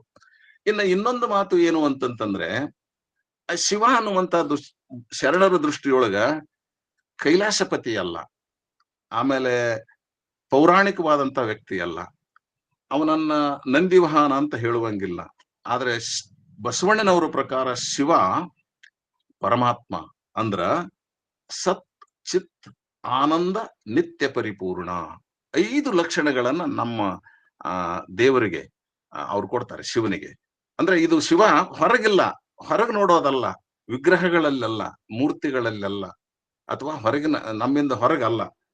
ಯಾವ ವ್ಯಕ್ತಿ ಲಿಂಗಧಾರಿಯೋ ಅವನ ಒಳಗಿರ್ತಕ್ಕಂಥದ್ದು ಸತ್ ಚಿತ್ ಆನಂದ ನಿತ್ಯ ಪರಿಪೂರ್ಣ. ಈ 5 ತತ್ವಗಳು ಬಹಳ ಮುಖ್ಯವಾದಂತಹ ತತ್ವಗಳು. ಸರ್ವಶಕ್ತನಾದಂತಹ ಈತ ಸೃಷ್ಟಿಕರ್ತ, ಅವ ಸ್ಥಿತಿಕರ್ತ, ಲಯಕರ್ತ ಅನ್ನೋದನ್ನ ಹೇಳ್ತಾರೆ. ಯಾರಲ್ಲಿ ಸತ್ ಇದೆ, ಚಿತ್ ಇದೆ, ಆನಂದ ಇದೆ, ನಿತ್ಯ ಪರಿಪೂರ್ಣತೆ ಇದೆ, ಸಾಮಾನ್ಯವಾಗಿ ಮನುಷ್ಯನ ಒಳಗಿರ್ತಕ್ಕಂತಹ ಅದ್ಭುತವಾದ ಜಗತ್ತಿದು. ಇದನ್ನ ಬಸವಣ್ಣವ್ರು ಗುರುತಿಸ್ತಾರೆ. ಹಾಗಾಗಿ ಅಂತಹ ಸತ್ ಚಿತ್ ಆನಂದ ನಿತ್ಯ ಪರಿಪೂರ್ಣನಾದಂತಹ ಅವನಿಗೆ ನಮ್ಮವರು ಕರೆಯುವಂತಹದ್ದೇನು ಅಂತಂದ್ರೆ ಒಂದೇ ಹೆಸರು, ಶಿವ ಒಬ್ಬನೇ, ಆದ್ರೆ ನಾಮ ಹಲವು. ಅದಕ್ಕಾಗಿ ಅವ್ರು ಏನ್ ಹೇಳ್ತಾರೆ, ಗುಹೇಶ್ವರ, ಕೂಡಲ ಸಂಗಮ ದೇವ, ಚನ್ನ ಮಲ್ಲಿಕಾರ್ಜುನ, ನಿಖಳಂಕ ಮಲ್ಲಿಕಾರ್ಜುನ ಅನ್ನುವಂತಹ ಪರ್ಯಾಯ ಪದಗಳನ್ನ ಹೇಳಿದ್ರು. ಆದ್ರೆ ಶಿವನಿಗೆ ಅವ್ರು ಹೇಳುವಂತಹದ್ದು ಪರ್ಯಾಯ ಪದ, ದೇವರಿಗೆ ಹೇಳುವಂತಹ ಪರ್ಯಾಯ ಪದಗಳಲ್ಲ. ಅವ್ರು ಕರೆಯುವಂತ ಶಿವನಿಗಾಗಲಿ, ವಿಷ್ಣುವಿಗಾಗಲಿ, ರುದ್ರನಿಗಾಗಲಿ, ಇಂದ್ರನಿಗಾಗಲಿ, ಇಂದ್ರ ಅನ್ನುವಂತ ಪದಗಳಾಗಲಿ ಶಿವನ ಪರ್ಯಾಯ ಪದಗಳಲ್ಲ. ಈಗ ಗಮನಿಸ್ಬೇಕು ನಾವು. ಆದ್ರ ನಮ್ಮ ಶರಣರು ಹೇಳುವಂತ ಇಷ್ಟಲಿಂಗದ ಪರ್ಯಾಯ ಪದಗಳು ಇವೆಲ್ಲ, ಎಲ್ಲ ಅಂಕಿತ ನಾಮಗಳು ಇವು ಇಷ್ಟಲಿಂಗದ ಪರ್ಯಾಯ ಪದಗಳು ಅನ್ನೋದನ್ನ ನಾವು ಗಮನಿಸ್ಬೇಕು. ಆದ್ರೆ ಇಂದ್ರ, ವಿಷ್ಣು, ಬ್ರಹ್ಮ, ವೀರಭದ್ರ, ಪರಶಿವ ಇವ್ಯಾವು ಪರ್ಯಾಯ ಪದಗಳಲ್ಲ, ಅವು ಬೇರೆ ಬೇರೆನೆ, ಅವು ಒಂದೊಂದೇ ಬೇರೆ ಬೇರೆ ಅನ್ನೋದನ್ನ. ಅದಕ್ಕಾಗಿನೇ ಈ ಸ್ಥಾವರ ಲಿಂಗ ಲಿಂಗ ಪೂಜೆ ಅದು ವಿಗ್ರಹಾರಾಧನೆ. ಶರಣರು ಹೇಳುವಂತ ಬಹಳ ಸ್ಪಷ್ಟವಾದ ಮಾತು. ಸ್ಥಾವರ ಲಿಂಗ ವಿಗ್ರಹಾರಾಧನೆ ಆದ್ರೆ ಇಷ್ಟಲಿಂಗ ಇದು ಕುರುಹು ಅನ್ನೋದನ್ನ ನಾವು ಸ್ಪಷ್ಟವಾಗಿ ಅರ್ಥ ಮಾಡ್ಕೋಬೇಕು. ಎಂತ ಕುರುಹು ಅಂತ ನೀವು ಪ್ರಶ್ನೆ ಮಾಡಿದ್ರೆ, ನಿರಾಕಾರ ಬಯಲಿನ ಕುರುಹು, ನಿರಾಕಾರ ಬಯಲಿನ ಸಂಪತ್ತು. ಆಕಾರವುಳ್ಳ ವಸ್ತು ಯಾವುದೇ ಇರಲಿ, ಇನ್ನೂ ಒಂದು ಮಾತನ್ನು ಹೇಳಲಿಕ್ಕೆ ಇಷ್ಟಪಡ್ತೇನೆ. ಆಕಾರವುಳ್ಳಂತ ವಸ್ತು ಯಾವುದೇ ಇರಲಿ, ಅದು ಬಯಲಿಗಿಂತ ಸಣ್ಣದು. ನೀವು ಎಷ್ಟೇ ದೊಡ್ಡ ಗುಡಿ ಕಟ್ಟಬಹುದು, ಮಂದಿರಗಳನ್ನ ಕಟ್ಟಬಹುದು, ಮಸೀದಿಗಳನ್ನ ಕಟ್ಟಬಹುದು, ಆದ್ರೆ ಅದು ಎಲ್ಲಕ್ಕಿಂತ ಚಿಕ್ಕದು ಅನ್ನೋದನ್ನು ನಾವು ಅರ್ಥ ಮಾಡಿಕೋಬೇಕು. ಬಸವಣ್ಣವರ ಪರಿಕಲ್ಪನೆ, ನಮ್ಮ ಶರಣರ ಪರಿಕಲ್ಪನೆ ದೇವರ ಬಗ್ಗೆ ಎಷ್ಟು ಅದ್ಭುತವಾಗಿದೆ ಅಂತಂದ್ರೆ, ಆತ ನಿರಾಕಾರ ಅಂದ್ರೆ ಬಯಲಿನ ಸಂಕೇತ, ಅವನಷ್ಟು ದೊಡ್ಡವರು ಯಾರೂ ಇಲ್ಲ. ಅದಕ್ಕಾಗಿನೇ ಬಸವಣ್ಣವರು ಜಗದಗಲ ಮುಗಿಲಗಲ ಅಂತ ಕರೆದಿರುವಂತಹದ್ದು. ಆದ್ರೆ ಉಳಿದ ಮೂರ್ತಿಗಳು, ಉಳಿದಂತಹ ವಿಗ್ರಹಗಳು, ಅವೆಲ್ಲವುಗಳು ಬಯಲಿಗಿಂತ ಸಣ್ಣವುಗಳು. ಬಯಲಿಗಿಂತ ಸಣ್ಣ ಪರಮಾತ್ಮ ಪರಮಾತ್ಮನಲ್ಲ, ಇದನ್ನು ನಾವು ಅರ್ಥ ಮಾಡಿಕೊಂಡು, ಬಯಲಿಗಿಂತ ಸಣ್ಣದು ಯಾವುದಲ್ಲ ಅದು ದೇವರಲ್ಲ ಅನ್ನುವಂಥದ್ದನ್ನ ನಮ್ಮ ವಚನಗಳು ನಮಗೆ ಕೊಡ್ತವೆ. ಅದಕ್ಕೆ ಇಷ್ಟಲಿಂಗ ಪ್ರತಿಮೆ ಅನ್ನುವಂತಹ ಭ್ರಮೆ ನಮಗಿರಬಾರದು. ಇಷ್ಟಲಿಂಗ ಪ್ರತಿಮೆ ಅನ್ನುವಂತಹದ್ದಲ್ಲ, ಕುರುಹು ಅನ್ನುವಂತಹದ್ದು ಇರಬೇಕು, ತಿಳುವಳಿಕೆ ಇರಬೇಕು, ಭ್ರಮೆ ಇರಬಾರದು. ಅದಕ್ಕೆ ಬಯಲ ರೂಪ ಮಾಡಬಲ್ಲಾತನೇ ಶರಣ ಅಂತ ಬಹಳ ಅದ್ಭುತವಾದಂತ ಮಾತುಗಳನ್ನು ಕೂಡ ನಮ್ಮ ಶರಣರು ಹೇಳೋದನ್ನ ನೀವು ಲಕ್ಷಿಸ್ಬೇಕು. ಇನ್ನ ಇಷ್ಟಲಿಂಗದ ಬಗ್ಗೆ ನೀವು ಇಷ್ಟೆಲ್ಲ ಅರ್ಥ ಮಾಡಿಕೊಂಡ ಮೇಲೆ ಸಾಮಾನ್ಯವಾಗಿ ಈ ಇಷ್ಟಲಿಂಗ ಅನ್ನುವಂತಹದ್ದು ಇನ್ನೂ ಒಂದೆರಡು ಮಾತು ಹೇಳ್ಬಿಟ್ಬಿಡ್ತೇನೆ. ಕಾಯದ ಕ್ರಿಯೆಗಳ ಪರಿಶುದ್ಧ ರೂಪ ಇಷ್ಟಲಿಂಗ. ಆಚಾರ ಅಂಗದ ಮೇಲೆ ಆಯತವಾದುದನ್ನ ಇಷ್ಟಲಿಂಗ ಅಂತ ಕರೀತಾರೆ. ಆಚಾರ ಅಂಗ, ಈ ಕ್ರಿಯಾರಹಿತವಾದ ಅಂಗದ ಮೇಲೆ ಇಷ್ಟಲಿಂಗ ಇದ್ರೂ ಕೂಡ ಅದು ದೇವ್ರು ಅನ್ಸೋದಿಲ್ವಂತೆ. ಯಾರು ಆಚಾರವಂತರಿರ್ತಾರಲ್ಲ, ಆಚಾರವಂತರ ಅಂಗದ ಮೇಲೆ ಇದ್ದದ್ದು ಮಾತ್ರ ಇಷ್ಟಲಿಂಗ ಅಂತ ಅನಿಸ್ತದೆ ಅನ್ನುವಂತ ಮಾತು ಕೂಡ ಶರಣರು ಮತ್ತೆ ಮತ್ತೆ ಮತ್ತೆ ಮತ್ತೆ ಹೇಳ್ತಾರೆ ನಮಗೆ. ಅದಕ್ಕೆ ಒಂದು ಕಾಯದ ಕ್ರಿಯೆಗಳ ಪರಿಶುದ್ಧ ರೂಪ ಅದು ಇಷ್ಟಲಿಂಗ ಅನ್ನೋದು. ಈ ಶುದ್ಧ ಕ್ರಿಯೆಗಳನ್ನ ಸಾಕಾರ ಸ್ವರೂಪಗೊಳಿಸಿ ಅಂಗದ ಮೇಲೆ ಅಳವಡಿಸಿಕೊಂಡು ಆಚರಿಸುವುದೇ ಇಷ್ಟಲಿಂಗ ಅಂತ ಅನಿಸ್ತದೆ. ಇವತ್ತಿನ ನಾವು ಪರಿಭಾಷೆಯಲ್ಲಿ ಅರ್ಥ ಮಾಡ್ಕೋಬೇಕಾಗಿದ್ರ, ಒಂದು ಶುದ್ಧತೆ ಸಕ್ರಿಯೆ, ಶುದ್ಧ ಸಕ್ರಿಯೆಗಳನ್ನ ಸಾಕಾರಗೊಳಿಸಿಕೊಂಡು ಅದನ್ನು ಸ್ವರೂಪಗೊಳಿಸಿಕೊಂಡು ಅಂಗದ ಮೇಲೆ ಅಳವಡಿಸಿಕೊಂಡು ನಾವೇನು ಆಚರಣೆಯೊಳಗ ತಲ್ಲೀರಾಗ್ತೇವಲ್ಲ, ಅವಾಗ ಅದು ಇಷ್ಟಲಿಂಗ ಅಂತ ಅನಿಸ್ತದೆ. ಈ ಹಿನ್ನೆಲೆಯೊಳಗ ಅಂತರಂಗದ ಅರಿವು ಬಹಿರಂಗದ ಕ್ರಿಯೆಗೆ ಚೇತನವಾಗ್ತದೆ. ಬಹಳ ಅದ್ಭುತವಾದಂತಹ ವಿಚಾರ ಇದು. ಶರಣರು ಕೊಡುವಂತ ಕಲ್ಪನೆ ಬಹಳ ನಮ್ಮ ಇಡೀ ಜಗತ್ತಿನೊಳಗ ಬಹುಶಃ ಇಷ್ಟೊಂದು ಆಂತರಂಗಿಕವಾದಂತ ಶೋಧವನ್ನ ಮಾಡಿದಂತ ಸಾಹಿತ್ಯ ಯಾವುದೂ ಇಲ್ಲ. ಅದು ನಮ್ಮ ಶರಣ ಸಾಹಿತ್ಯ. ಈ ಶರಣ ಸಾಹಿತ್ಯ ಇನ್ನೊಂದು ಮಾತನ್ನು ಗಮನಿಸಿ ಹೇಳ್ತೀನಿ ನಾನು, ಇದು ಜ್ಞಾನದಿಂದ ಬುದ್ಧಿಯಿಂದ ಹುಟ್ಟಿದ ಸಾಹಿತ್ಯ ಅಲ್ಲ, ಇದು ಅನುಭವದಿಂದ ಅನಾವರಣಗೊಂಡ ಸಾಹಿತ್ಯ ಅನ್ನುವಂತ ಮಾತನ್ನು ಕೂಡ ನಾವಿಲ್ಲಿ ಗಮನಿಸಬೇಕು. ಅದಕ್ಕೆ ಅಂತರಂಗದ ಅರಿವು ಬಹಿರಂಗದ ಕ್ರಿಯೆಗೆ ಅದು ಚೇತನ ಆಗ್ತದೆ ಅನ್ನೋದನ್ನ ಹೇಳ್ತಾರೆ. ಹಾಗಾಗಿ ಅರಿವು ಇಲ್ಲದ ಕ್ರಿಯೆ ಅದು ಅನಾಚಾರವಾಗ್ತದೆ. ಅದಕ್ಕೆ ಅಂತರಂಗದಲ್ಲಿ ಅರಿವು ಅಳವಟ್ಟಲ್ಲಿ ಅವಗುಣಗಳೆಲ್ಲ ಅಳಿತವೆ ಅನ್ನೋದು ನಮ್ಮ ಶರಣರು ಮತ್ತೆ ಮತ್ತೆ ಮತ್ತೆ ಮತ್ತೆ ಹೇಳುವಂತ ಮಾತು. ಅದಕ್ಕೆ ಅರಿವು ಇಲ್ಲದ ಕ್ರಿಯೆ ಅದು ಅನಾಚಾರ, ಅರಿವುಳ್ಳಂತಹ ಕ್ರಿಯೆಯನ್ನ ಮಾಡೋದೇ ನಿಜವಾದ ಆಚಾರ ಅನ್ನುವಂಥದ್ದು. ಹೀಗಾಗಿ ಈ ಅರಿವಿನ ಅಸ್ತಿತ್ವದ ನಿಜ ನಿಲುವು ಪ್ರಾಣಲಿಂಗ ಅನ್ನುವಂಥ ಪರಿಕಲ್ಪನೆಯು ಕೂಡ ನಮ್ಮ ಶರಣರಲ್ಲಿದೆ. ಹಾಗಾಗಿ ಈ ಪ್ರಾಣಲಿಂಗ ಅಂತ ನಾವು ಸಾಮಾನ್ಯವಾಗಿ ಬಳಸ್ತಿರ್ತೇವೆ. ಈ ಪ್ರಾಣಲಿಂಗ ಅದೊಂದು ಅರ್ಥದೊಳಗ ಸುಜ್ಞಾನ ಸ್ವರೂಪವಾಗಿರುವಂತಹದ್ದು ಅಂತ ಅರ್ಥ ಅಷ್ಟೇ. ನಾವು ಗಮನಿಸ್ಬೇಕು. ಪ್ರಾಣಲಿಂಗ ಅಂತಂದ್ರೆ ಅದು ಒಂದು ಕುರುಹ ಅಲ್ಲ. ನಾವು ಬಾಹ್ಯ ಕುರುವನ್ನ ಇಟ್ಟುಕೊಂಡು ಅನುಸಂಧಾನ ಮಾಡ್ತಾ ಹೋದಂತೆ ನಮ್ಮೊಳಗ ಮೂಡ್ತಕ್ಕಂತಹ ಅಥವಾ ನಮ್ಮೊಳಗ ಪ್ರಕಟಗೊಳ್ಳುವಂತ ಅರಿವಿನ ಒಂದು ಏನು ಪ್ರಜ್ಞೆಯ ಸುಜ್ಞಾನ ಇದೆಯಲ್ಲ, ಅದರ ಸ್ವರೂಪ ಪ್ರಾಣಲಿಂಗ. ಅದಕ್ಕೆ ಜೀವಭಾವ ಅಳಿದಲ್ಲಿ ಶಿವಭಾವ ಸದ್ಭಾವ ಸಮನಿಸುವುದೇ ಅದು ಭಾವಲಿಂಗ ಅಂತ ಅನಿಸ್ಕೊಳ್ತದೆ. ಹಾಗಾಗಿ ಸದ್ಭಾವ ಭಾವಲಿಂಗ, ಸುಜ್ಞಾನ ಪ್ರಾಣಲಿಂಗ, ಸದಾಚಾರ ಇಷ್ಟಲಿಂಗ. ಬಹುಶಃ ಇವತ್ತಿನ ಒಂದು ಬದುಕಿಗೆ ನಾವು ಅರ್ಥೈಸ್ಕೊಳ್ಬೇಕಾದಂತ ಈ ಪದಗಳು ಅಂತ ನಾನು ಅರ್ಥ ಮಾಡಿಕೊಂಡಿರೋದು. ವಚನ ಓದುವಾಗ ನಮಗೆ ಸ್ಪಷ್ಟವಾಗಿ ಗೊತ್ತಾಗುತ್ತೆ ಇಷ್ಟಲಿಂಗ ಯಾವುದು, ಪ್ರಾಣಲಿಂಗ ಯಾವುದು, ಭಾವಲಿಂಗ ಯಾವುದು. ಇದು ಶಿವಯೋಗಿಗಳಾದಂಥವರು ಅನುಸಂಧಾನ ಮಾಡುವಾಗ ಕಂಡುಕೊಂಡಿರ್ತಕ್ಕಂಥ ಸತ್ಯ. ಆ ಸತ್ಯಗಳೇನು ಅಂತಂದ್ರೆ, ಯಾರು ಸದ್ಭಾವಿಗಳಾಗಿ ಬದುಕ್ತಾ ಹೋಗ್ತಾರೋ ಅವರು ಭಾವಲಿಂಗ ಪೂಜಕರು ಅಂತ ಅರ್ಥ. ಯಾರು ಸುಜ್ಞಾನಿಗಳಾಗಿ ಅವರು ಜಗತ್ತಿನೊಳಗೆ ಇತರರೊಂದಿಗೆ ವ್ಯವಹರಿಸ್ತಾರೋ ಅವರು ಪ್ರಾಣಲಿಂಗ ಸ್ವರೂಪಿಗಳು. ಯಾರು ಸದಾಚಾರದೊಳಗೆ ಮಗ್ನರಾಗಿರ್ತಾರೋ ಅವರು ಇಷ್ಟಲಿಂಗ ಸ್ವರೂಪಿಗಳು ಅಂತ ಈ ಮೂರು ಮಾತುಗಳನ್ನ ನಾವು ಬಹುಶಃ ಇಲ್ಲಿ ಲಿಂಗದ ಬಗ್ಗೆ ಅರ್ಥ ಮಾಡಿಕೊಳ್ಬೇಕು ಅನ್ನುವಂಥದ್ದು ನನ್ನ ಒಂದು ವಿಚಾರ. ಹಾಗೆ ಇನ್ನೂ ಒಂದು ಮಾತನ್ನ ಗಮನಿಸಬೇಕು ಏನು ಅಂತಂದ್ರೆ, ಲಿಂಗ ಅನ್ನುವಂತಹದ್ದು ಒಂದು ಅರ್ಥದೊಳಗೆ ಇಷ್ಟೆಲ್ಲ ನಾವು ಗಮನಿಸಿದ ಮೇಲೆ, ಲಿಂಗ ಅಂದ್ರೆ ಪ್ರಪಂಚದ ಆದಿ ಮತ್ತು ಅಂತ್ಯ ಅನ್ನೋದು ಕೂಡ ನಮಗೆ ಸ್ಪಷ್ಟವಾಗ್ಬೇಕು. ಇದಕ್ಕೆ ಲಿಂಗಕ್ಕ ಸ್ಥಳ ಅನ್ನುವಂತ ಪದನು ಕೂಡ ಶರಣರ ವಚನಗಳಲ್ಲಿ ಬಹಳ ಕಡೆಗೆ ಬರ್ತದೆ. ಸ್ಥಳ ಅನ್ನುವುದನ್ನ ನಾವು ಅದರ ಬಹುಶಃ ಒಂದು ವಿಭಾಗ ಅಂತ ಸರಳವಾಗಿ ಅರ್ಥ ಮಾಡ್ಕೊಂತೇವೆ. ಆದ್ರೆ ಹಾಗಲ್ಲ. ವಚನಗಳನ್ನ ನೀವು ಆಳವಾಗಿ ಓದ್ತಾ ಹೋದಂಗ ನಮಗ ಅನಿಸ್ತದೆ ಸ್ಥಳ ಅಂದ್ರೆ ಲಿಂಗನೇ ಅಂತಾರೆ ಶರಣರು. ಸ್ಥಳ ಅನ್ನೋದಕ್ಕ ಸಾಮಾನ್ಯವಾಗಿ ಈ ಉತ್ಪತ್ತಿ ಶಾಸ್ತ್ರೀಯದೊಳಗೆ ಒಂದು ಅರ್ಥ ಕೊಡ್ತಾರೆ. ಏನು ಅಂತಂದ್ರೆ, ಯಾವ ವಸ್ತುವಿನಿಂದ ಎಲ್ಲ ವಸ್ತುಗಳು ಹೊರ ಬರ್ತಾವೋ ಅದು ಸ್ಥ. ಯಾವ ವಸ್ತುವಿನಿಂದ ಎಲ್ಲ ವಸ್ತುಗಳು ಹೊರಗೆ ಬರ್ತಾವೋ ಅದು ಸ್ಥ, ಮತ್ತು ಎಲ್ಲಿ ಅವು ಕೊನೆಗೆ ಲಯ ಹೊಂತವೆಯೋ ಅದು ಲ, ಅದೇ ಸ್ಥಳ ಅನ್ನುವಂತ ಮಾತನ್ನ ನಾವು ಉತ್ಪತ್ತಿ ಶಾಸ್ತ್ರೀಯ ಅರ್ಥದೊಳಗ ಇದನ್ನ ಗಮನಿಸ್ತೇವೆ. ವಚನಗಳಲ್ಲಿ ಶರಣರು ಈ ಪರದೈವಕ್ಕೆ ಅನ್ವಯವಾಗುವಂತಹ ರೀತಿಯೊಳಗ ಈಗ ಬಂದೆ ನಾನು ಮತ್ತೊಂದು ವಿಷಯಕ್ಕೆ. ವಚನಗಳಲ್ಲಿ ಶರಣರು ಈ ಪರದೈವ ಪರವಸ್ತು ಅಂತ ಅನ್ವಯವಾಗುವಂತಹ ಪದಗಳಿಗೆ ಪರ್ಯಾಯವಾದಂತ ಅದ್ಭುತವಾದಂತ ಶಬ್ದ ಬಳಸ್ತಾರೆ. ನಮಗ್ ಬಹಳ ಮಂದಿ ಗೊತ್ತದ ಇಲ್ಲೋ ನನಗೆ ಅನಿಸ್ತದೆ. ಸಾಮಾನ್ಯವಾಗಿ ಪರವಸ್ತು, ಪರಮಾತ್ಮ, ಆಮೇಲೆ ಏನೇನೋ ಪದಗಳನ್ನ ನಾವು ಸಾಮಾನ್ಯವಾಗಿ ಬಳಸ್ತೇವೆ. ಅವುಗಳಿಗೆ ಅನೇಕ ಶಬ್ದಗಳನ್ನ ಆ ಪರವಸ್ತುವಿಗೆ ಬಳಸಿಕೊಳ್ತಕ್ಕಂಥದ್ದು ನಾವೆಲ್ಲ ಗಮನಿಸ್ತೇವೆ. ಅದಕ್ಕೆ ಇನ್ನೊಂದು ಶೂನ್ಯ, ಬಯಲು, ಸ್ಥಳ ಇಂಥ ಶಬ್ದಗಳನ್ನೆಲ್ಲ ಬಳಸ್ತೇವೆ. ಆದ್ರೆ ಶರಣರು ಈ ಪರವಸ್ತುವಿಗೆ ಸಂಬಂಧಪಟ್ಟಂತೆ ಅರಿವು, ಬಯಲು, ಚಿತ್ ಬಯಲು ಅನ್ನುವಂತ ಕನ್ನಡ ಪದಗಳನ್ನ ಬಳಸ್ತಾರೆ. ಇದು ಬಹಳ ವಿಶೇಷವಾಗಿರುವಂತಹದ್ದು. ಅರಿವು ಕನ್ನಡ ಪದ, ಬಯಲು ಕನ್ನಡ ಪದ, ಚಿತ್ ಬಯಲು ಕನ್ನಡ ಪದ, ಇವು ನಾವು ಗಮನಿಸಬೇಕು. ಇದನ್ನ ಬಿಟ್ಟು ಏನಾದ್ರೂ ವಚನಗಳಲ್ಲಿ ಬರ್ತದಲ್ಲ ಅವೆಲ್ಲವುಗಳು ಸಂಸ್ಕೃತ ಪದಗಳು. ಆ ಸಂಸ್ಕೃತದ ಪದಗಳನ್ನು ಇಟ್ಕೊಂಡು ಕನ್ನಡ ಪದಗಳನ್ನು ಬಳಸ್ತಾರೆ. ನನಗನಿಸ್ತದೆ ಅರಿವು ಅಂತಾನೆ ಯಾಕೆ ಕೊಟ್ಟರು ಪರವಸ್ತುವಿಗೆ ಅನ್ನೋದೇ ಬಹಳ ಕುತೂಹಲಕಾರಿಯಾದಂತ ಒಂದು ಮಾತು ಅನ್ನೋದು. ಅಂದ್ರೆ ಇಲ್ಲಿ ಅವು ಚೇತನ, ಚಿತ್, ಚಿದಾಕಾಶ, ಚಿದಂಬರ, ಸ್ಥಳ ಅನ್ನುವಂತ ಸಂಸ್ಕೃತ ಪದಗಳ ಪರ್ಯಾಯನಾಮಗಳು. ಅರಿವು, ಬಯಲು, ಚಿದ್ ಬಯಲು, ಈ ಮೂರು ಶಬ್ದ ನೋಡಿ ನೀವು ನೋಡಿ.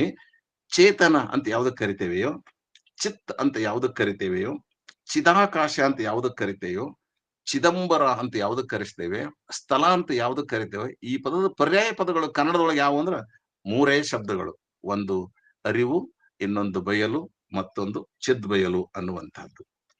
ಈ ಅರಿವಿಗೆನೆ ಬಹಳ ಕಡೆಗೆ ಅನೇಕ ವಚನಗಳನ್ನ ನಾವು ನೋಡ್ತಾ ಹೋಗುವಾಗ ಅರಿವು ಅಂತಂದ್ರೆ ನಮ್ಮ ಶರಣರು ಹೇಳೋದು ಏನು ಅಂದ್ರೆ ಚಿತ್ತು ಅನ್ನುವಂಥದ್ದು.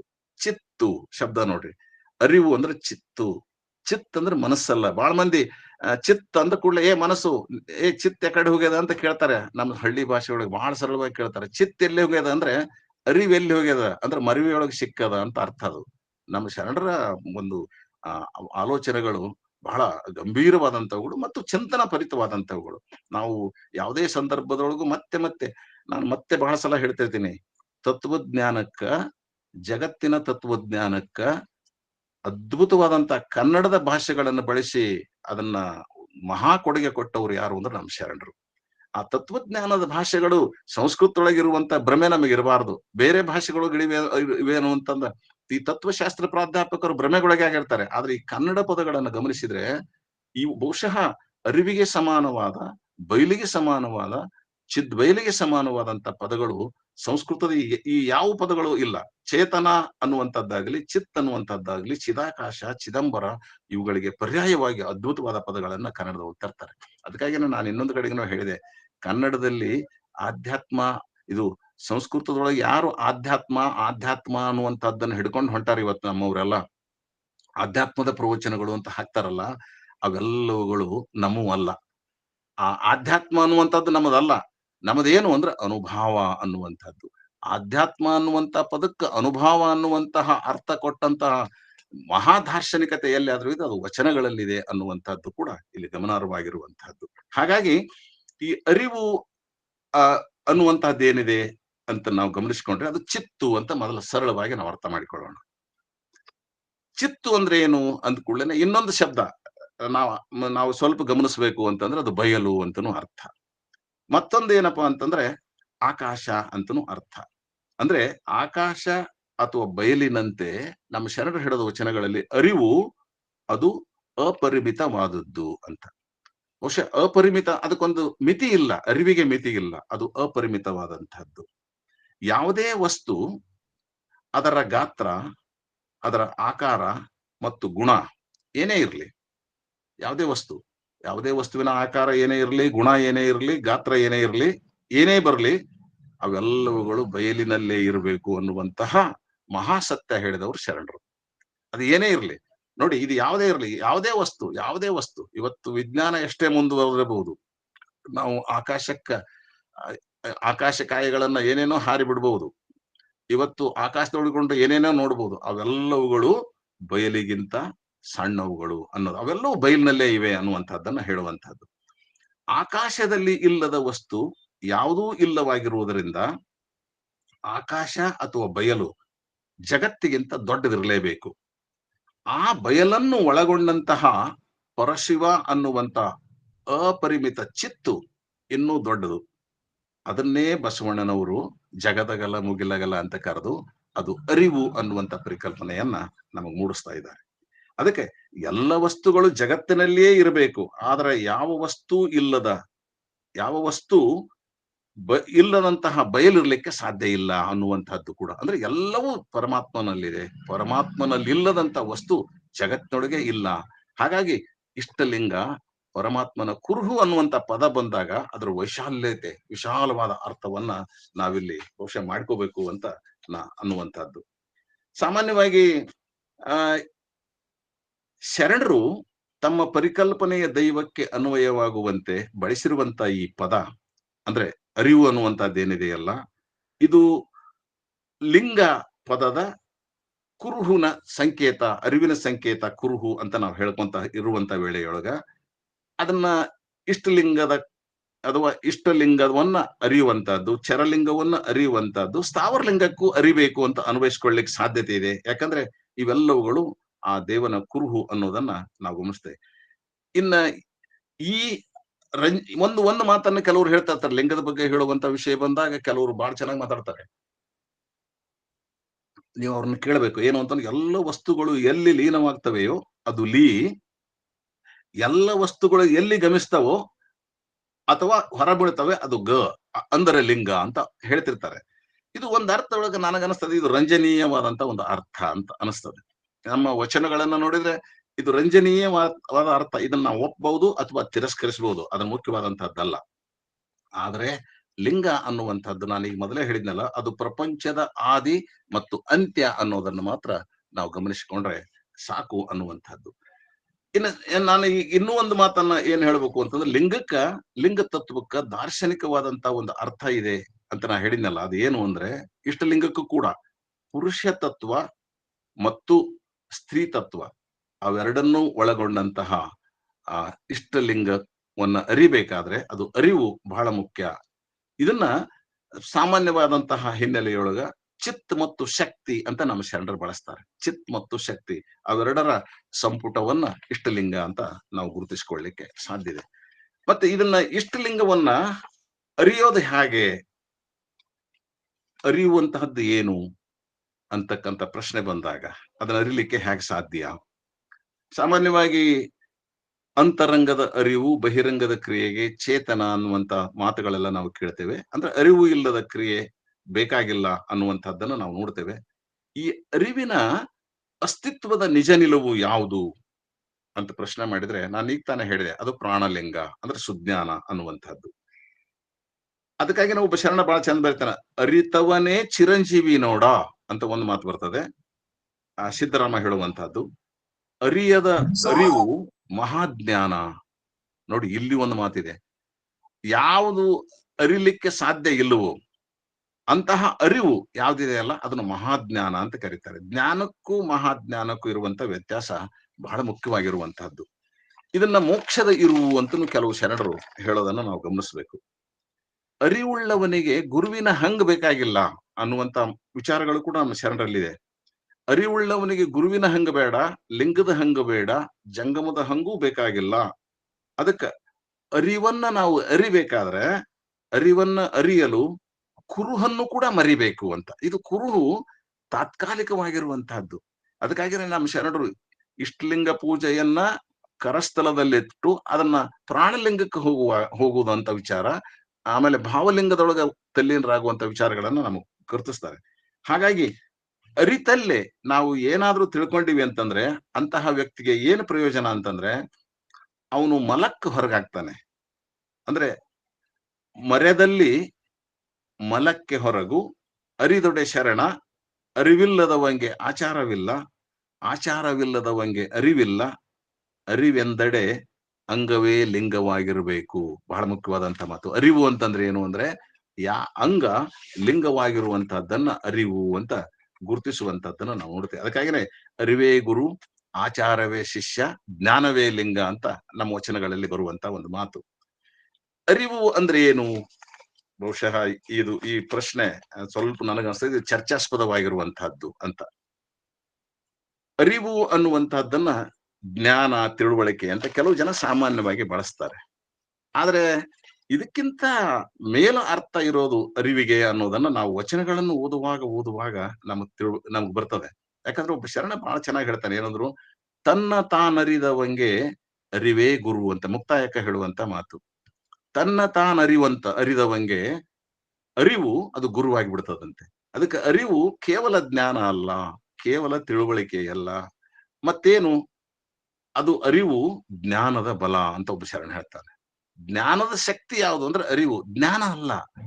ಜ್ಞಾನ ಬುದ್ಧಿಯಿಂದ ಬರುವಂತಹದ್ದು, ಜ್ಞಾನ ಓದುವುದರಿಂದ ಬರುವಂತಹದ್ದು, ಜ್ಞಾನ ಜೀವನದಿಂದ ಬರುವಂತಹದ್ದು, ಜ್ಞಾನ ಹೊರಗಿನಿಂದ ಬರುವಂತಹದ್ದು. ಹೊರಗಿನ ಅನೇಕ ತಿಳುವಳಿಕೆಗಳಿಂದ ಜ್ಞಾನ ಉಂಟಾಗಬಹುದು. ಆದ್ರೆ ಅರಿವು ಅಂತರಂಗದ ಪ್ರಜ್ಞೆ, ಬಹಳ ಮುಖ್ಯವಾದಂತಹದ್ದು. ಇದನ್ನ ನಾವು ಗಮನಿಸ್ಬೇಕು. ವಚನಗಳನ್ನ ನೀವು ಸೂಕ್ಷ್ಮವಾಗಿ ಓದಿದ್ರೆ ಗೊತ್ತಾಗ್ಬಿಡ್ತದೆ. ಅರಿವು ಹೊರಗಿನ ಜ್ಞಾನಕ್ಕಿಂತ ಅದು ಅಂತರಂಗದ ಪ್ರಜ್ಞೆ. ಅಂದ್ರೆ ಏನು? ಅಂತರಂಗದ ಪ್ರಜ್ಞೆ ಅಂದ್ರೆ ಏನು? ಅರಿವು ಒಂದ್ ಅರ್ಥದೊಳಗ ಪ್ರತಿಯೊಬ್ಬ ವ್ಯಕ್ತಿಯ ಪ್ರಾಣ. ನೋಡಿ, ಇದು ಗಮನಿಸ್ಬೇಕು ನಾವು. ವಚನಗಳಲ್ಲಿ ಬರುವಂತ ಮಾತನ್ನ ಹೇಳೋದು, ಅರಿವನ್ನ ಬಹಳ ಜನ ಪ್ರಾಣ ಅಂತ ಕರೀತಾರೆ. ಆಯಾ ವ್ಯಕ್ತಿಗಳ ಪ್ರಾಣ ಯಾವುದು ಅಂದ್ರೆ ಅರಿವು. ಜ್ಞಾನ ಬೇರೆ, ಅರಿವು ಬೇರೆ ಅನ್ನುವಂಥದ್ದನ್ನ ನೀವು ಸ್ಪಷ್ಟವಾಗಿ ಗಮನಿಸ್ಕೊಂಡ್ಬಿಟ್ರಿ. ಅರಿವು ಜ್ಞಾನದ ಬಲ, ಅರಿವು ಸಜ್ಜನ ಸಹವಾಸದ ಬಲ. ನೋಡಿ, ಇಲ್ಲಿನೂ ಬಹಳ ಚೆನ್ನಾಗಿ ಹೇಳ್ತಾರೆ. ಅರಿವು ಸಜ್ಜನರಿಂದ, ಸಹವಾಸದಿಂದ, ಶರಣರ ಸಂಘದಿಂದ ಮಾತ್ರ ಉಂಟಾಗುವಂತಹದ್ದು.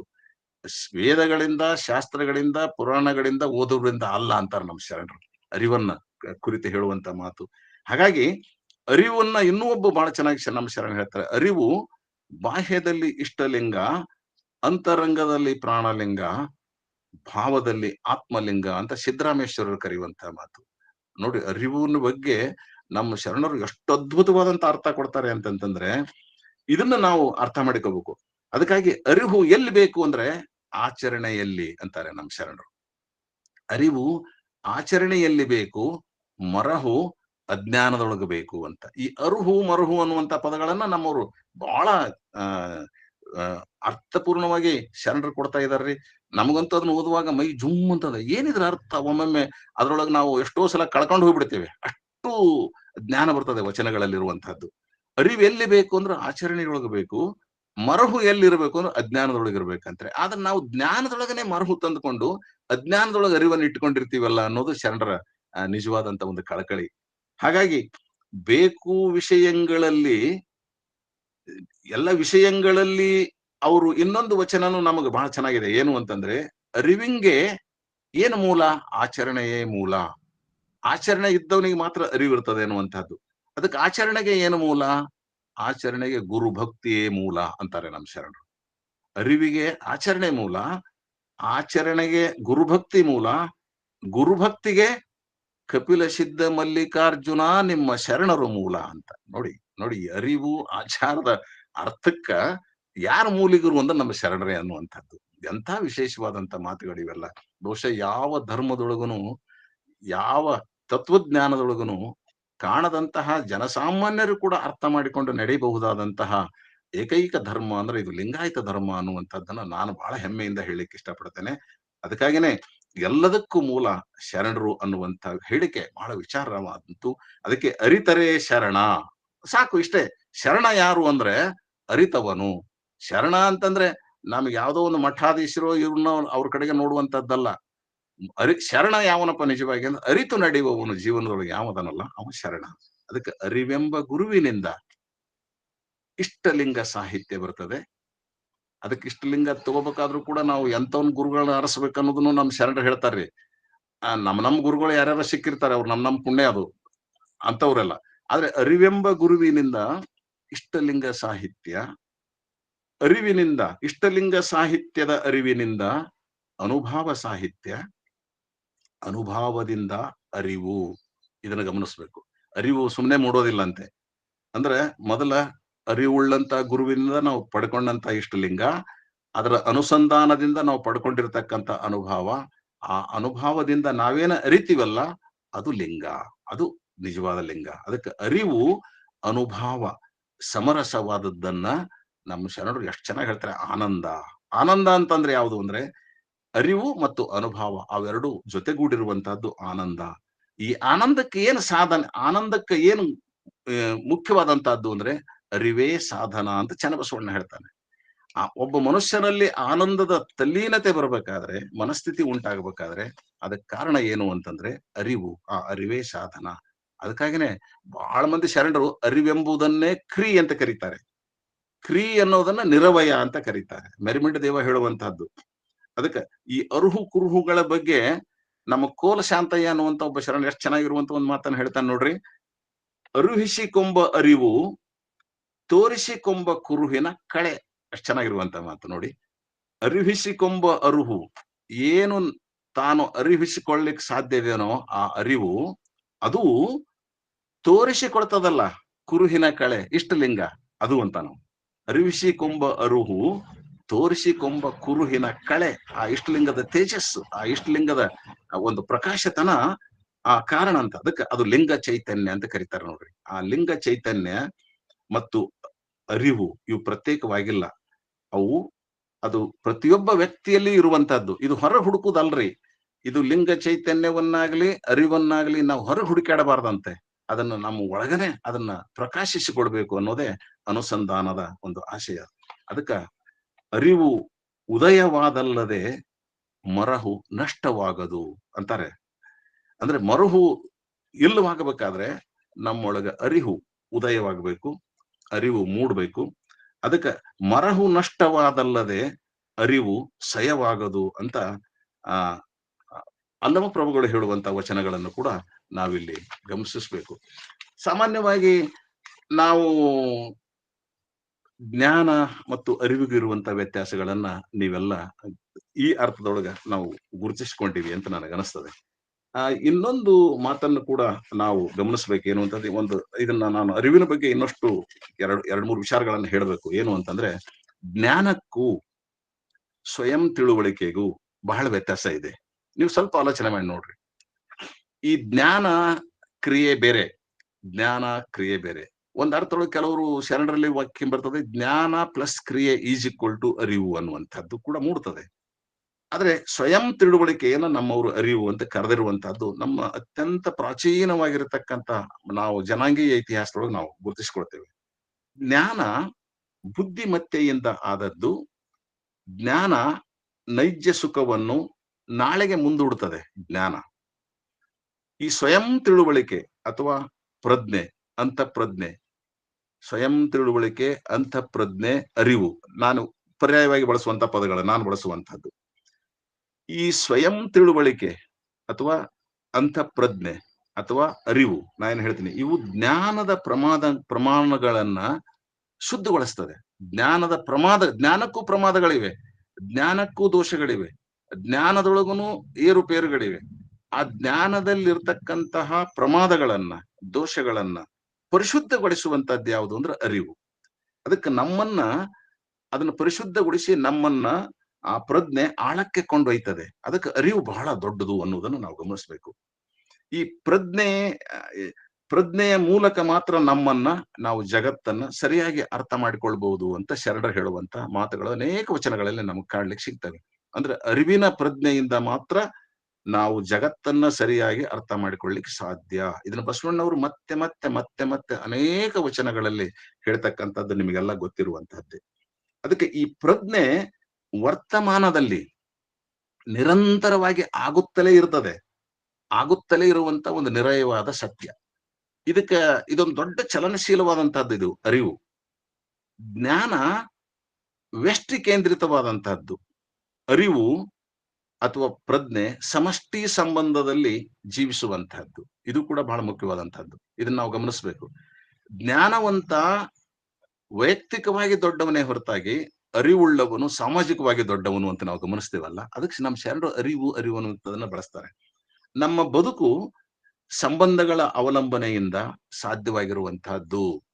ಯಾಕಂದ್ರೆ ಶರಣರು ಕಟ್ಟಿಕೊಟ್ಟಿರುವಂತಹ ಈ ಜಗತ್ತಿನೊಳಗನೆ ಮಹಾಸತ್ಯ ಏನು ಅಂತಂದ್ರ ಸಂಬಂಧಗಳ ಜೋಡಣೆ, ಮಾನವ ಸಂಬಂಧದ ಹೊಂದಾಣಿಕೆ. ಬಹುಶಃ ಇಲ್ಲಿ ಯಾರೂ ಮೇಲಲ್ಲ, ಯಾರೂ ಕೀಳಲ್ಲ, ಯಾರೂ ಹೆಚ್ಚಲ್ಲ, ಯಾರೂ ಕಡಿಮೆಯಲ್ಲ ಅನ್ನುವಂತಹ ಈ ಸಮಾನತೆಯ ತತ್ವ ಏನಿದೆಯಲ್ಲ, ಇದು ಅರಿವಿನ ಬಹಳ ಮುಖ್ಯವಾದಂತ ಒಂದು ದೊಡ್ಡ ಕೊಡುಗೆ.